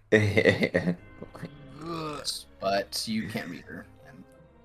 Yeah. But Angelina just kind of like reach up and hold on to your hand, Bashan. He's like, I'm sorry. I'm sorry. I'm sorry. As she's just holding on to my hand, like as she touches my hand, it's like a static shock. Just snaps her a little. Oh. And her hair settles down. Sorry. You Are okay? you okay? I'm fine. It's just the magic within me is growing a little stronger lately. Do not. Young Vashana, I understand the temptation of a game, and losing it does not feel good, but... No, it's nothing to do with you, Lord Demeter. I would hope not. It is I not me who decide. It is not me who decides these outcomes. It is the game. I appreciate your generosity and your hospitality, but with all due respect, I would like to go home. Why, yes. I believe that our time here has come to an end. But I will give you all a token of invitation if ever you wish to return and play a different game. Those of you that have won will be I'll be more than happy to take you to the next step of my little gambling spree. And he gives a smirk as he starts stepping out of the rock garden and onto the cobblestone path leading up to his palace. And he just kind of walks with his hands behind his back and just lifts one finger and motions for all of you to follow him. All right, Dalkin will follow. All right. Yep. As Hank soon will as follow. Vashana steps off of the Zen garden, she will go, "He looks!" and call for her broom. You stand there for actually like a few seconds. Then you kind of hear as like the broom comes from the other side of the castle. As and long as starts it's making within its a way. mile, it'll just come Yep. to me. Yep, and So. it just kind of screeches to a halt, like tires screech to a halt right next to you as it comes from the other side of the castle. Like I won't even let it stop, and I'll just kind of jump on it as it. Woo! Oh, that's scary. She's used to it. I mean, her magic causes her to fly, so she's used to the broom. Just kind of. So all of you go ahead and follow Demeter as he leads you towards the big, almost like 30-foot tall doorway that is the entrance to his castle. Mm-hmm. And he stops at. Who's typing? Oh, that would be Chili's. Is my noise suppression not on? It says on. Well, I hear muffled typing in the back. I heard you just kind of. Your typing is very loud, Chase. We also hear your sorry. clicks. You type as if you're an elephant walking on glass. But my noise suppression is on, so I just assume that it's just not okay. I'm sorry. Your noise suppression isn't as good because your mic's not as good, boss. Ooh. That's sad. I mean, my mic cost me like $140, so if I don't have good noise suppression. And you have like an AT2020 or something? Actually, yes. Oh! I'm huge. Chase is huge. But you guys all follow Demeter up to his to the main entrance of his castle, which kind of has like a stone archway that kind of goes for about that follows you overhead for about 20 feet before you even get to the doorway. But he actually stops there as he kind of turns to his left, and there's a side entrance in the wall next to the doorway that leads into the wall that follows up to a large spire overseeing the main entryway. Mm-hmm. And he opens the door and he leads you to a spiraling staircase that goes up this tower. And everything seems kind of same. And going through here, it's very dim and dark, and very when you enter inside this tower, it's got a very like musty, almost mildewy smell when entering inside. Oh, good. Yeah. Not necessarily the best smell in the world, but are there any get other the feeling servants that walking around that we see? Or... not that you see. Mm. The only servants that you've seen have been the ones that have been just the ethereal bodies flying around. But you go up about a good 4 stories up this tower before you get to another level. And he goes to another doorway that leads into the castle, actually, and it leads you all into a small room. And on it you see, it seems to just be a blank room about 20 by 20, but in the middle is a large circle. And you're unsure of the nature, but it definitely seems to be some kind of magical circle within the middle of the room. As well as torches on the wall around, all glowing a ethereal kind of bluish green color. Any motions, all of you, to enter. All right. Yeah, Dolkin walking. He's like, what do you use this room for? Bringing guests back to where they belong. Well, considering you pulled us in here, like, when we were about to, like, get put in the goop, where are you gonna put us now? Well, that depends on where would you like to be. Preferably, Not back in the in goop. in the castle town. I don't remember. No, the name. yeah. Dolkin will pipe up and he'll be like, no, I need to go to River Mars.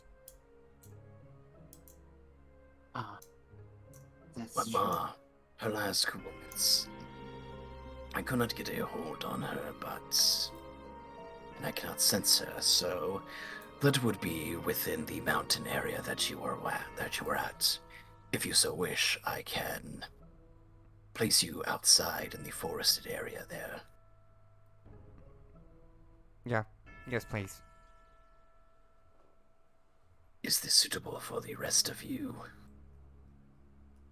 Shana looks kind of deflated.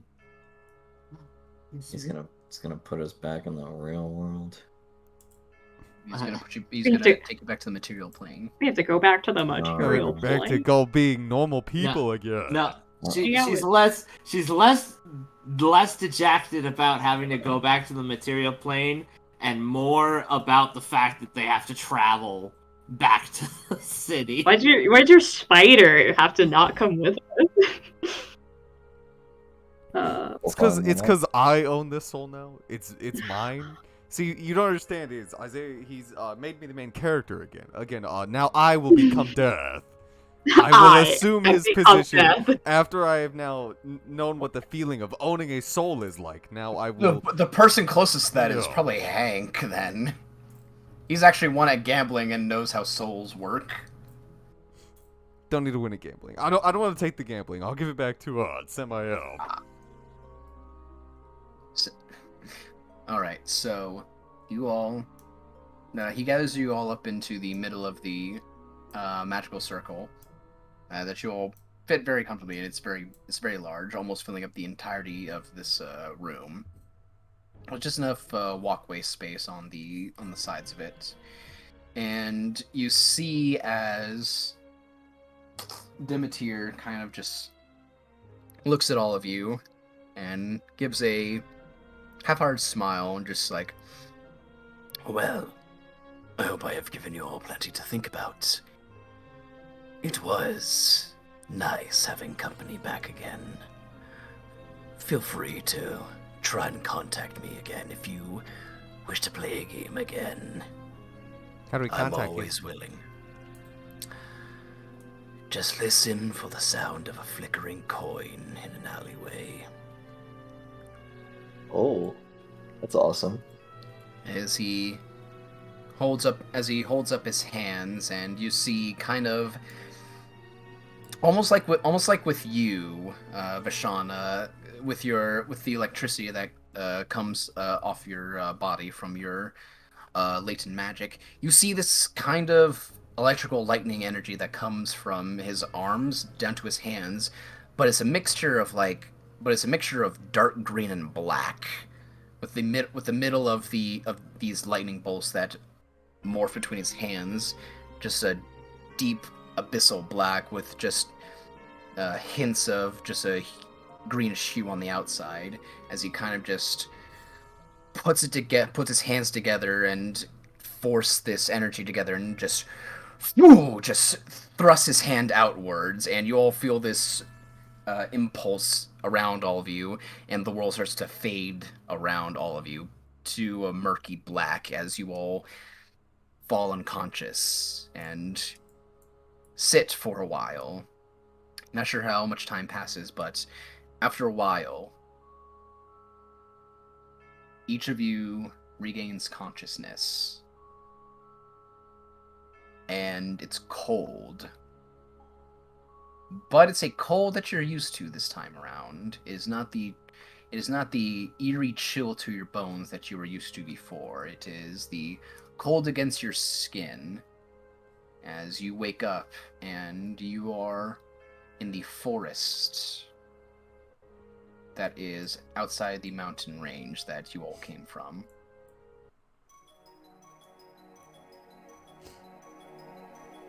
Hell yeah. I gotta eyelash my bob. Yeah, that's not good. Is Ma here? Do we see Ma? You do not see Ma anywhere. Right now. How far, like, at the bottom of the mountain are we? We're nowhere near the You are- temple, right? No. The temple was up the mountain, and you knew you had to go deep in there. But roll me a perception check, guys, as you start getting up. 8 My best perception. Oh! Okay. I actually rolled good. Everyone but Vashana gets this, as Vashana, you're still kind of coming out of your Cold. out of your stupor. Yeah. Oh yeah. Now it's actually cold. But all of you, as you're looking around, you kind of look back to that.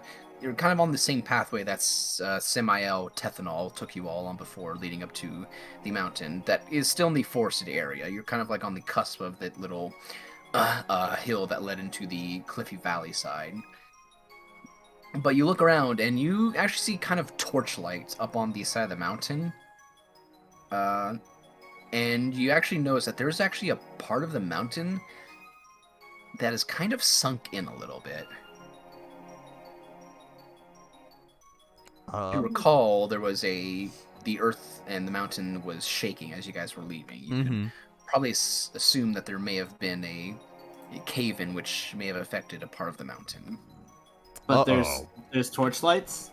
Yeah, it looks like to be like an investigation party up in the mountains. Like there's like about 7 or 8 different torchlights up in the mountains. Vashana, still cold, haven't seen this yet. Does anyone know where we are? Well, I think we're at the bottom of the mountain, so we got a bit of a climb to make. And there's a bunch of What? torches over there. What? Rashana looks up. Does she finally see it? Yeah, when Dolkin points it out, you see torchlight up on the mountainside. Without missing a beat, Vashana is on her broom headed towards it. Okay. So Vashana, you just leave the rest of your party and go up to the mountain.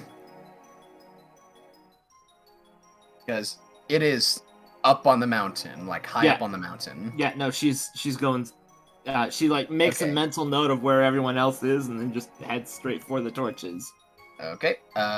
Because it's nighttime, and you are going higher up. I want you to quickly make me just a Constitution save.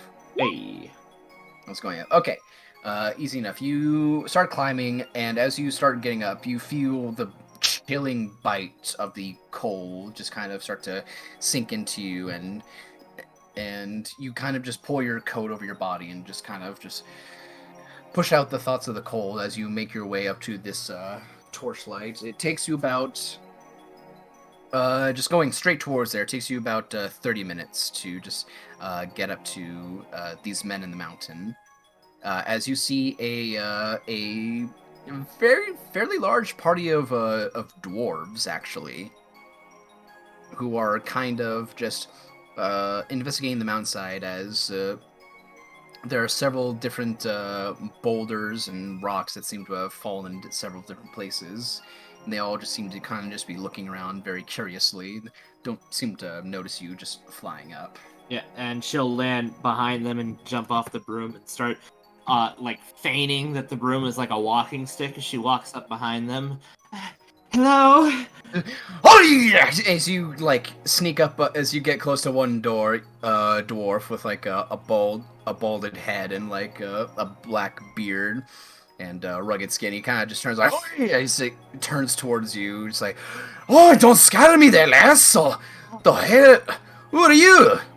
Sorry, I saw your torches and me and my friends are lost at the bottom of the mountain. I happened to see your torches and came here as quickly as I could. You're lost at the bottom of the mountain. Yes, my friends are down there. I came up here because I saw the torches. Aye. Well, I'm sure we can probably send some lads out to help you, but just got a bit of an investigation up here. We've got some weird earthquake that happened a little bit ago, and part of the mountain came crumbling down. Oh, I don't suppose you were looking for anyone in particular. Aye, not really.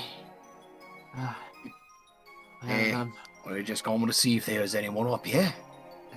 there was. All of you up here? Yes. We got lucky and made it out right. Well, that's a relief. Don't usually get earthquakes up here, very rare. But we can lots of caves up here, and caves in are very nasty when there's earthquakes around. I'll be happy to fill you in on the details if we can find someplace a little warmer. Aye, well, we got the gate over for the hug there. Could probably take you over there, and get you all nice and warm. Right, don't want to be going out at night. There's lots of beasties out there. Yes, I would greatly appreciate it. Aye. All right, boys, come on. We've got some people down at the bottom of the mountain. You see the dwarven party. They both a mix of males and females, just kind of just look towards you, and you just hear a resounding aye as they start packing up some stuff that they had set on the ground and start following you down the mountain. Yeah, Lashana will walk down the mountain to lead the dwarves to the as best of like an intercept course. I don't know if the rest of the party was going to follow along after her or Well, that depends what you guys were gonna do, because she just left without saying anything. Yeah, no, she just went straight for it. I wouldn't have followed. So would you guys follow her up there, or would you guys wait around? Well, if Eslar is not gonna follow, that's fine. I would probably ask you guys what you wanted to do. Alright, ask us then. What do you want to do? Well, they said they're going to Hogda, right? No, we don't know we about that. didn't hear that. Oh wait. You guys are at the bottom of the mountain. Yeah, we are at the bottom. Vashana just let off. So, where do you guys want to go? Well, I want to go get my ma. Angelina kind of just pops to say, I think we should probably make sure she's all right going up there. I don't want to leave her up there. It'd be rude if we just started walking away without her. How far down is it to the John Fort Myers village or Elton John village? Elton Village. That's about a That's about like it's a lot closer than the top of the mountain, right? No. Oh. That's a 2-day trek minimum. No, it was about a I don't remember how long I had you guys walk. It was about to get to the bottom of the mountain. It was a day and a half. Well, no, you guys. Well, you're not at the top of the mountain. You're like halfway up. That party was like halfway up the mountain. Right. And you guys took like 2 hours, like getting to where you guys were up there. But I'm assuming, did we? But it was like the Elton Village is like a day and a half away from you guys right now. Yeah. And Dolkin is still exhausted. Yeah. Are we not at like the bottom of where we fell? Or... Actually, that was. Thank you for reminding me. That was something I forgot to mention, because coming out of Death's Domain, you guys take 2 levels of exhaustion. Whoa. Oh my god, dude, we're gonna fucking die. Thank you for reminding me about exhaustion. Yeah, thank you, Hank. That was my bad. I forgot to mention that, but yeah, you guys have 2 levels of exhaustion coming out. You just feel tired, and you just want to go take a nap. Even though Dolkin is extremely tired, Dolkin has 3 levels. He does not care. He's like, well, he's just like, I could really use a nap, but I think what I need more than my nap is I need a ma. And he's like, He not hanging a sensor somewhere? Can you call her? I could try. She's not just a beast. She's connected to you. Could you not call her? I mean, I could try. Dolkin, Look, roll me a wisdom check real quick. Sure. I mean, it is my best stat, Isaiah, so. You're a ranger. It's gotta be your best stat. Yeah, it is best stat right there. 4. You kind of just think, and the idea sounds like it should work.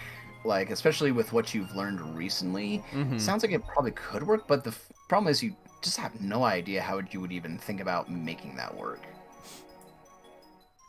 Above character. There's a connection between the 2 of you, but you're not sure if you can how to really reciprocate where you are to her through that connection. Yeah, above game I know, but in game Dolkin's like, I don't know what you mean. I sense what you mean, but it's just not coming. You know, Dolkin, if there's no way for you to call her magically, then what about yelling for her?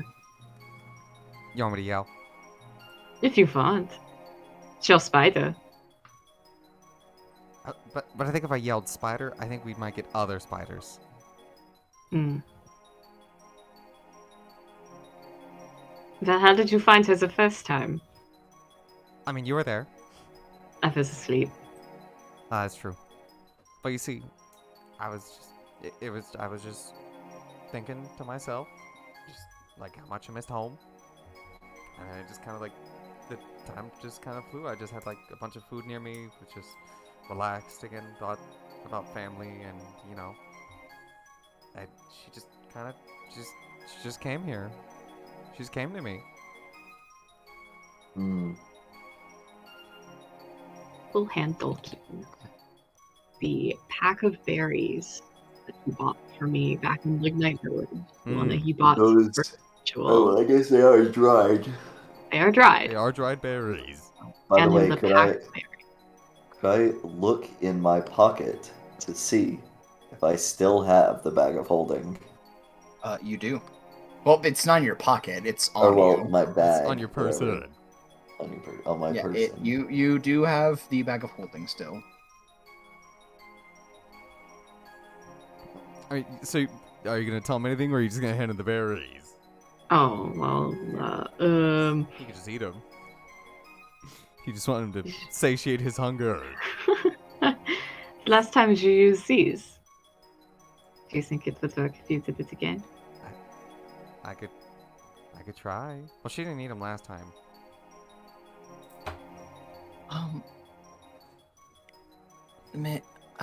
Dolkin, as Angelina just kind of puts a hand on your shoulder. Mm-hmm.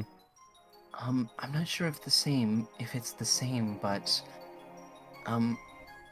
with my familiar, when we're separated, well, he can't really go too far from me, but at least I have the ability to send him to a different place when he's not needed for the time being. Bring him back. Do you think you might be able to do something like that as well? There's definitely some nights when, she's snoring and she's drooling, and I'd like to send her away, but I can't get rid of her. Well, oh my gosh, I'm so tired right now. She's got kind of rubbing her eyes. Mm-hmm. Why don't you maybe try doing what you maybe did the first time? See if maybe that can call her? Dolkin will see how much food he has. This is actually like what I was just saying.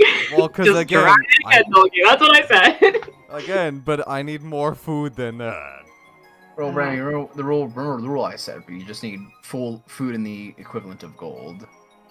Yeah, and Dolkin doesn't have expensive food on him. Food and equivalent gold. And equivalent.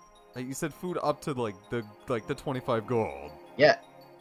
And And I said fuck that because you did not have that, and just said enough food and the gold to match it and to match the rest.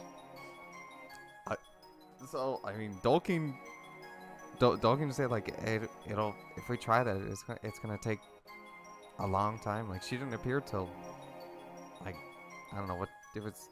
It was like morning when she came last time, so it'll be many hours.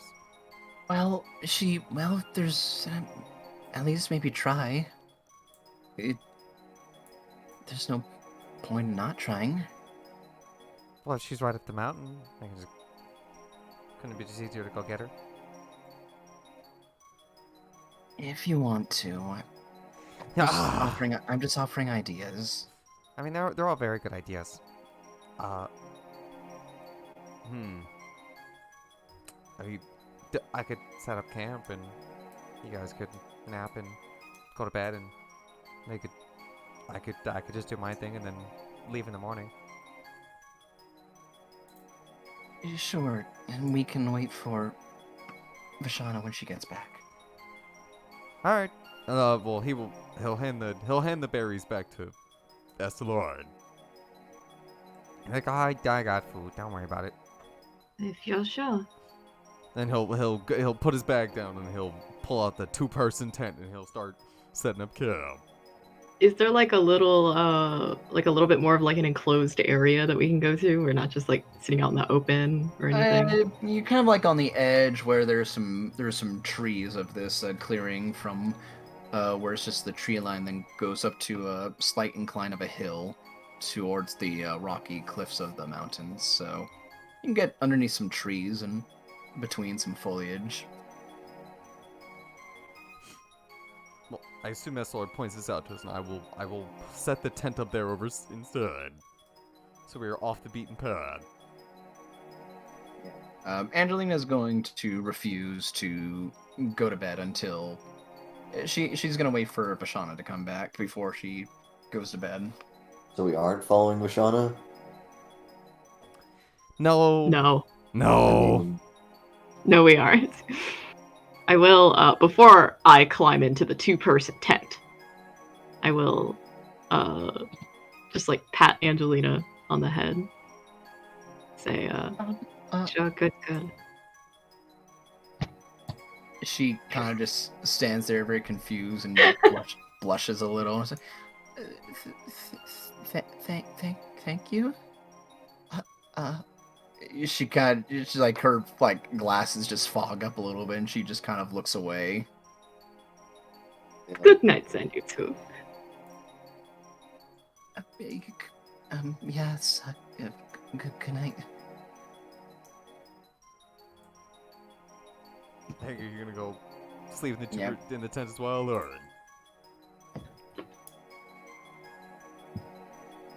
Chase? yeah, what? Oh, sorry, what? I say you're gonna Pay go. attention, Are buddy. you gonna go to bed in the tent as well, or? Yeah. I'll go Okay, in the tent so as well. You know, you- Vashana chose for herself to go to Hogder, I'm assuming. Nope, you got that wrong. Well, I didn't know where the dwarves were going. I heard them say something about Hogder. They said they came from Hogder. Oh, okay. But you climb in the tent with Eslar, and I'm assuming you both just start going to bed. Yeah. Angelina just kind of sits out with you, Dolkin, and just kind of waits because she's just kind of just watching the torches start coming down the mountain. Mm-hmm. They start coming down the mountainside after a little while as you guys get set up. Go ahead and roll me a wisdom check and have it with advantage this time, which will give you a straight roll. Why are you giving me advantages there? I don't need that. You have disadvantage. Yeah, exactly. Yeah, I don't yeah, fucking yeah. need it. Watch this. It's alright. I mean, if you don't need it, you can take that 4. I'm gonna pass either way, so I guess I'll take this 16. No. So He's taking the 16. yeah, give him I'm the just saying. 16. Yeah, no, I just like to make fun of Brandon's feigned confidence. Well, you gotta have confidence in every roll, I say. That's how you get the good ones. Until you get a nat 1. But you just kind of sit there and you just kind of think about like what you did last time, and just kind of just like meditate a little bit as you just feel this like weightless sensation come over you again as you try to focus in on like the essence of Ma. Like before you were just trying to bring a beast about towards you, but now you're just kind of focusing. It's like, okay, I want Ma back here. Mhm. Let's bring Ma here, and you wait there you do this for about an hour before you kind of come out of it, as Angelina just kind of just coming in and out of consciousness because she's kind of dozing off. Yeah, and in doing so, you kind of come out and you open your eyes and just sit there for a little bit, as the concentration seems to kind of go nowhere after a little bit, and you just kind of hear after a little while, just like from far off. Is it in a specific direction, or? It's coming from the direction of the mountain. Alright, Dalkeen will firstly, before he tends to that, I assume, Angelina's just falling asleep, right? She's kind of just like, when someone's just really tired, their head just kind of like slumps down there and kind of just like, oh. Yeah, even though Dalkeen is exhausted, he'll put his hand on Angelina's shoulders and he's like, there's enough room in the tent with Hank in there. And he'll try and help her up. He's just like, I'll be awake for Vashana, don't worry. Are you sure, Dolkin? I feel. And then he's just like, listen, you're clearly falling asleep. We could both use a nap, and at least you can get good 10-15 minute power nap before Vashana comes down and starts yelling, right? I suppose so. I guess I'll just kind of cuddle up in the corner of the tent.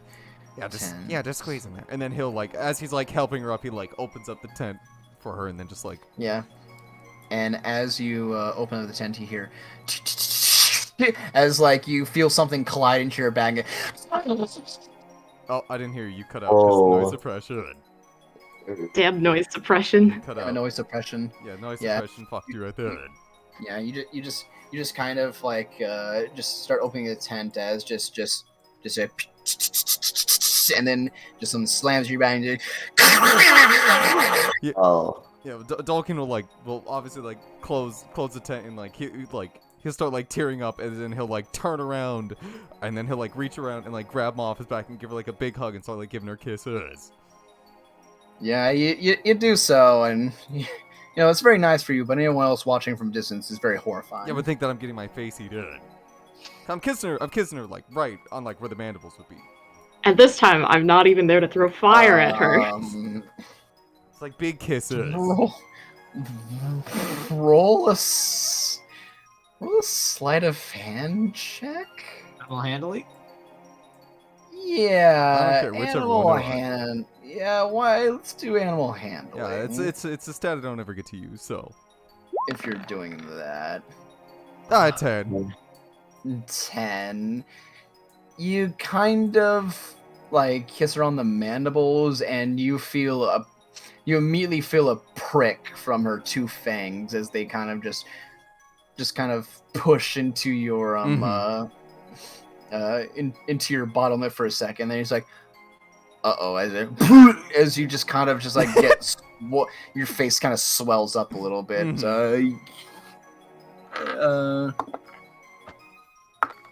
You take 9 points of poison damage. That's fine.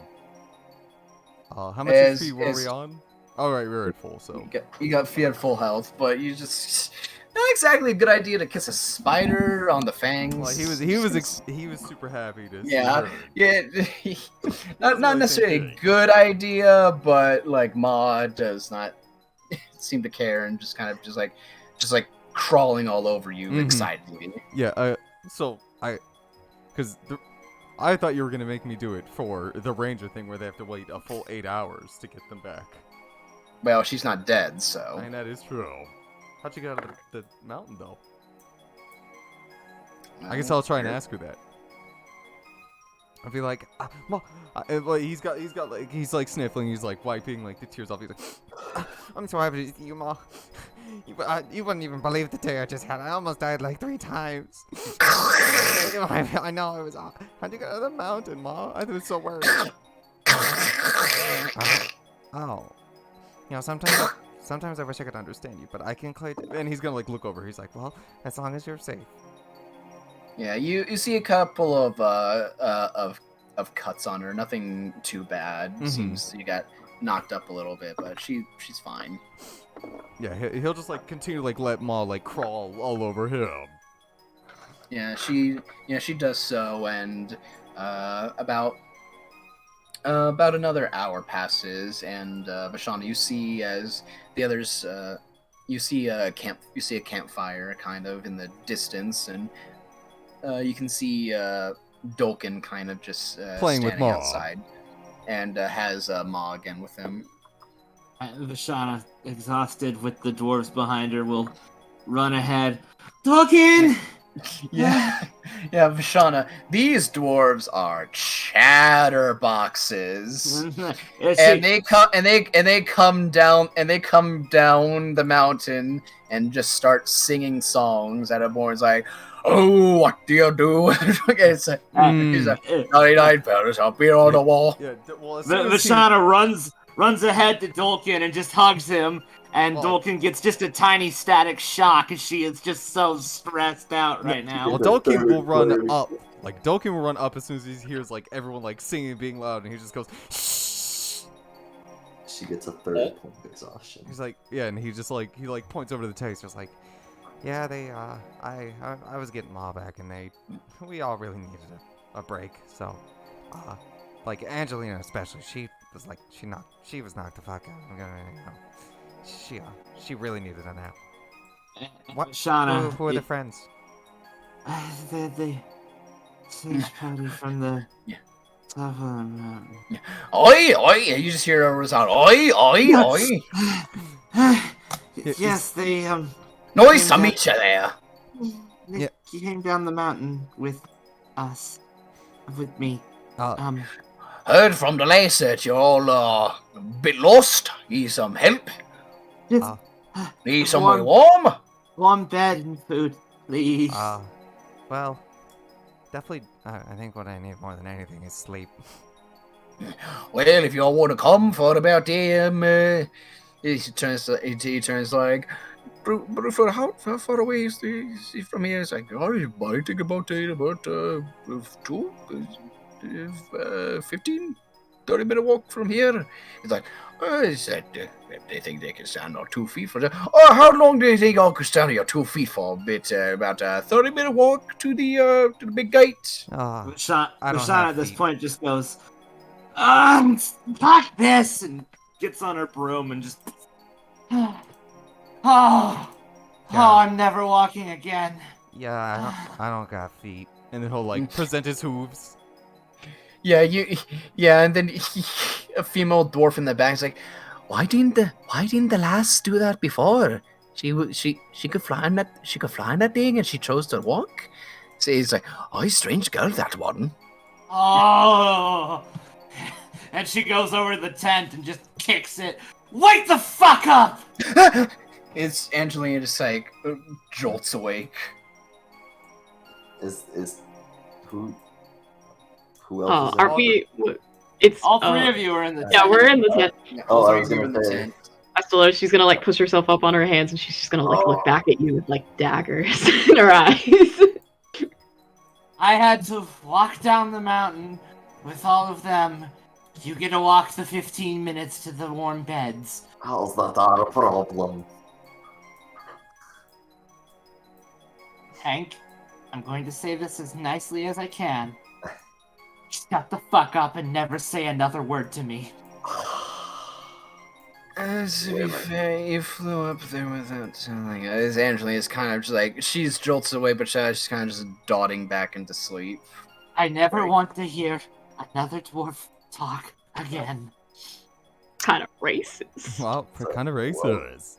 It's kind of racist, don't you think? It's the dwarves are in the back. Angelina just gets out of the tent. It's like, okay, we don't have to walk far, do we? It's 15 minutes. Oh, okay. Fine. I suppose. Yeah.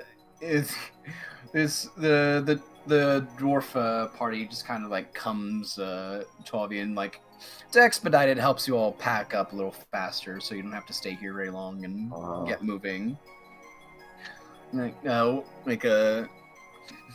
the dwarves like come to some of you. It's like, I mean, do you need anything? Do you need? It's like if you need someone to carry it, we're going. We can if you need. Right, just go into each of you, like, because you all seem just extremely tired and just like offering to like carry some of you if you're so inclined.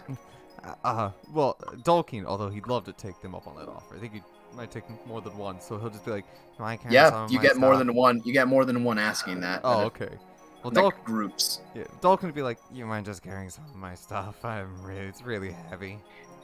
Yeah, you get a female dwarf lady like to say, "Oh, no problem, dear love. I'll be more than happy to." Gives her his Dungeoneer pack, which weighs over 60 pounds. Wait, the dungeon. Oh, yeah, because it's got all the stuff. It's got literally everything in it.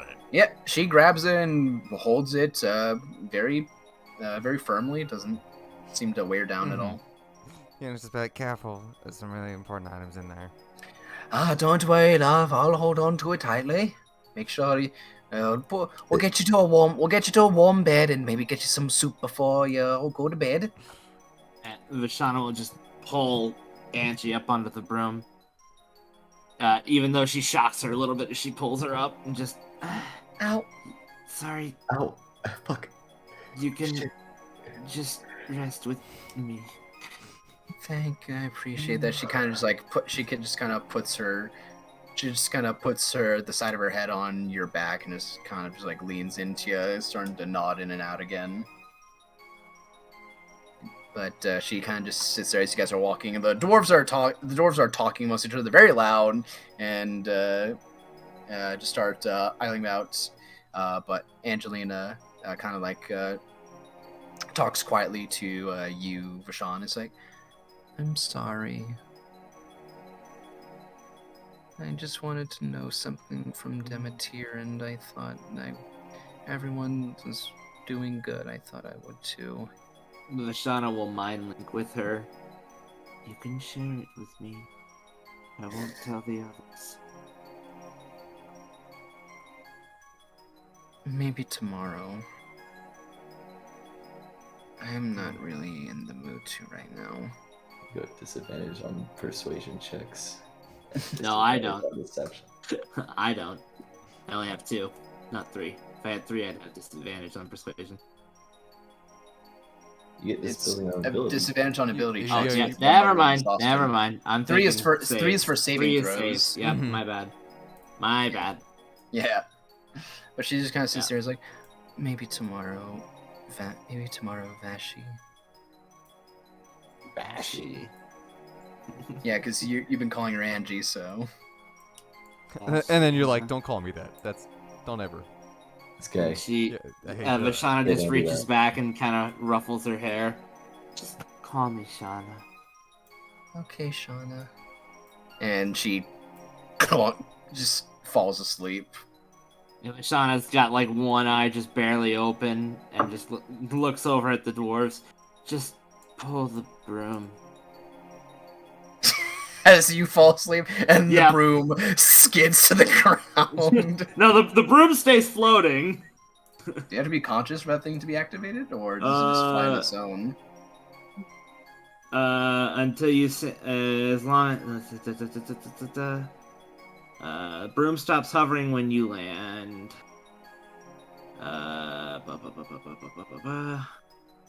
Not as long as I don't land, the broom won't stop hovering. So you're just asleep, and the broom is still hovering in one direction.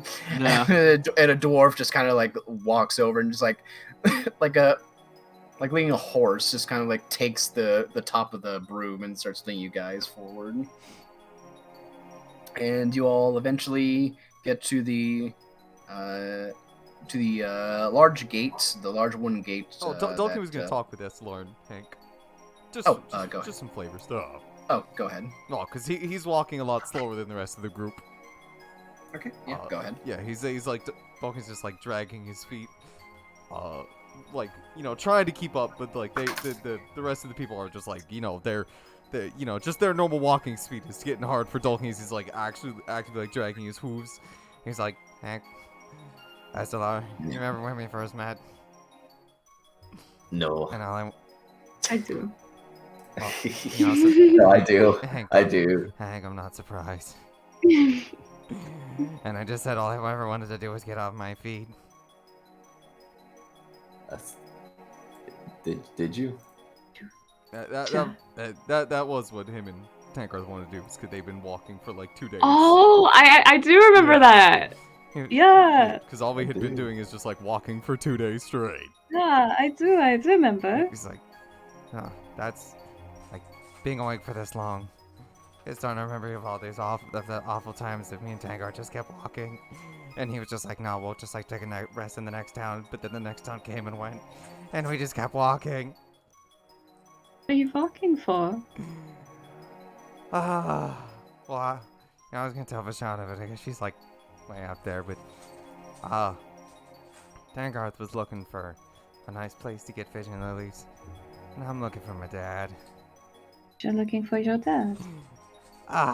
It's this mountain. Why would you ever live up here? Yeah. Do you have any idea where he might be? No. Well, I mean, last I saw him was in the Underdark, but that was before he saved me and my sister from this horrible abomination that was about to take us, and then he made us go back home to... The Underdark? What are you doing in down there? That's where I live. That's from my You home. live in the Underdark. Well, I think we've actually established that already. You guys I- already, I- you guys Well, already you guys, know that. you know, they're Okay. tired, so like, yeah, well, they're tired, so like, you live in the Yeah. Underdark. So You live in the Underdark. Underdark. Why do you want to live Underdark. down there? Underdark? That doesn't exist. The It's fuck like- you talking about? you live in the Underdark, and also my parents are gnomes. Yeah, and so we went back home to get all the other people that could find him. When we last went to like where my dad was, he was nowhere to be found.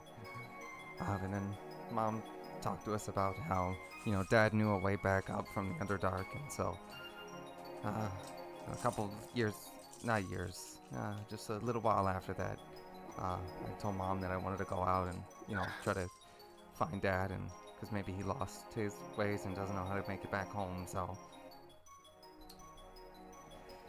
And so after that, met up with Tangar, then he just, I mean, that's, so he asked a lot of people, but, you know, you'd be really surprised at how often you ask somebody, hey, if has a gnome came through here, and then they either go, what's a gnome, or they go, what the hell's a gnome? It's that part of my French. Apparently nobody knows what a gnome is. It's not that they don't know, Fine. it's just that, you know, they're not very common. That's why I like staying at the Warm Yeti, because it's not very often I get to talk my And native maybe that language. would make it easier to find your father. Oh, then. I assume, like, the first person I find that's just like, yeah, I know where a gnome is. I'll be like, oh my god, I'm pogging. You know? Tolkien is pogging. So, like, you know, that would be a good day when somebody says, like, oh, I know of, like, this cool gnome guy. Like, oh my god, you guys aren't even, you're not even ready for how hard I'm gonna pog. About you, Hank. You said you had that questions that you had for Demeter. Yeah, who the heck is David? And Hunk. Hunk? Hunk! Hunk? Hunk was my friend. The whole reason I got into this whole... Are the dwarves near me? I am Are- falling behind. Like, they're, like, again, like, I only have half my walking speed.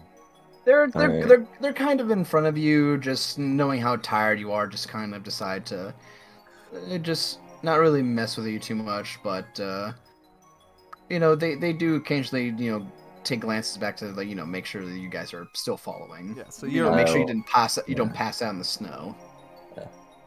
I'm trying to find the guy who killed my friend, Hunk. Was he also a gnome? No, he was more of an sort of it's a little obscure, but he was like a elf, half dwarf, a little bit more elf than dwarf. So he just had the size of you, but he had pointy ears?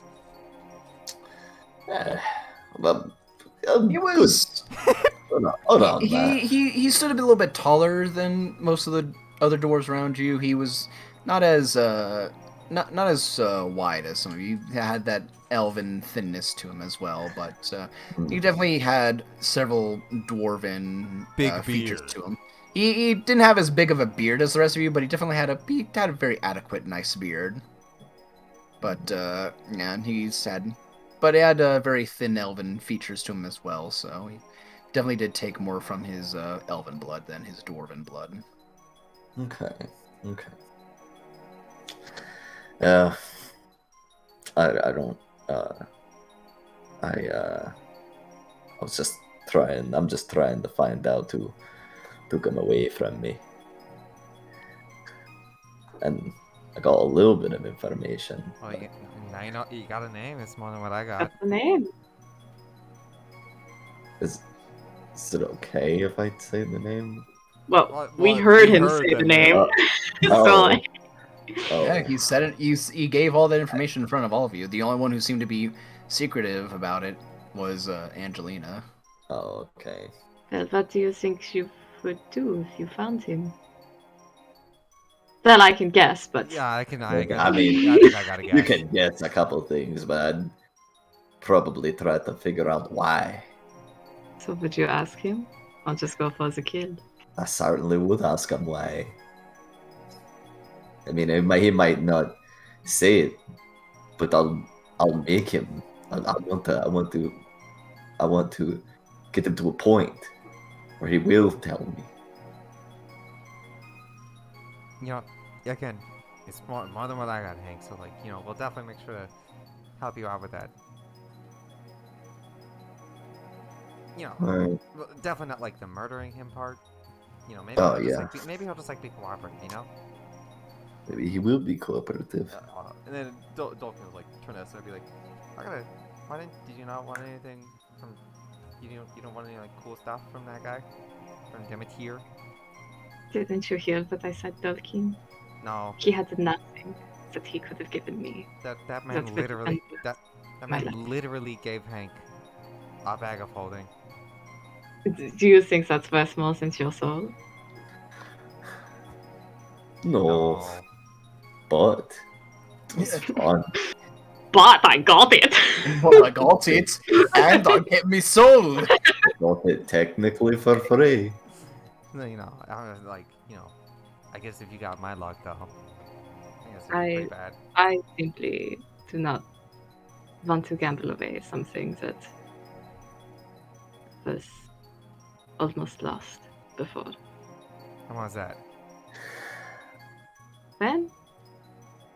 Well, I already told you that my parents are human, and I am not. Even my twin brother is a human. You're a twin? I have a twin. Yes. What's his name? I'm also somewhat of a twin. His name is Alvis. Can you repeat Alfie? that? Wait, hold on. How did you say it, Isaiah? Because I think Alfie. I said it. Alvis. Yeah, Eloise. Alice. But because of the way that I have to say it with her accent. Yeah. I get Alvis. Alice. No, I think it's right, Alois. Yeah, Alvis. He is, Alice. I love him very much, but he's also the most hot-headed asshole I've ever met in my life. Oh, there is always a but. I love hearing the but part. But I was not as fortunate as he was when we were born, and I nearly lost my life. But my parents prayed to the nature goddess and begged her to save me. And here we are. Oh. Is that the reason is that the reason that you still with drama with me and Hank, or? What'd you say? No. Is that why I was still with the what? He What? said, is that the reason that you're still with me and Hank? Because again, as far as Dolkin knows, you came here to make you had business with the prince, and then you were just gonna leave. So he's curious as to why you're still here. I had intended to leave the moment the prince agreed and helped my people. And we are still in the process of doing that. I would like to return to my people as soon as I can. Of course. I thought he already said he was kind of yeah, I'll help people. Well, there is a bit of this dreaded king issue. That is a bit of a problem. I would like to think that perhaps preventing another war would also be a way of helping my people. Yeah. And I'm sure Papa will understand if I have to take a little bit more time off of my training for that. What about Mama? Mama as well. They will understand. How long? Are you almost there yet? He looked to the rest of the party. He looked it up to the dwarves. Estelar, you got a sending. Doctor, why are you not back here yet? I've been waiting for so long. I know. I need to message Papa. Oh no! You got your sending stones ringing. Uh-oh. You better answer. Yeah, you better answer that. Is it actually ringing?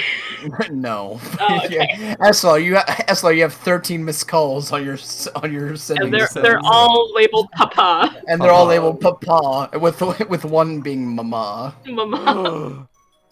Mama called me too, but Alobis didn't call at all. You gotta text from him. Oh, okay. Okay, yeah. Let know he's still thinking at least. It wasn't a nice You text. got a text. It reads, "Man, I just took the most wicked shit. Anyways, how's things going?" Yeah, I just took the most wicked shit. Also, it feels good to be the only child. No way, I also just took the most wicked shit. Twinsies!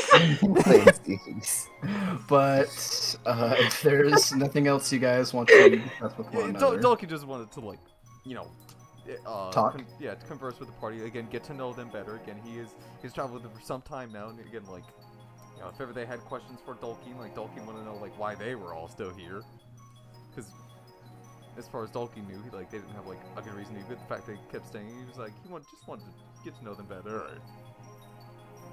All right. Very nice. So unless you guys have a question for Dolky, then no. I just want to point out, for the sake of roleplay, I was not paying attention at all, so I have no idea what any of you said. Now that's immersive role-playing right there. That is immersive roleplay. Because Ashana's asleep, so. That's good. So she will not have heard anything the party just said. Yep.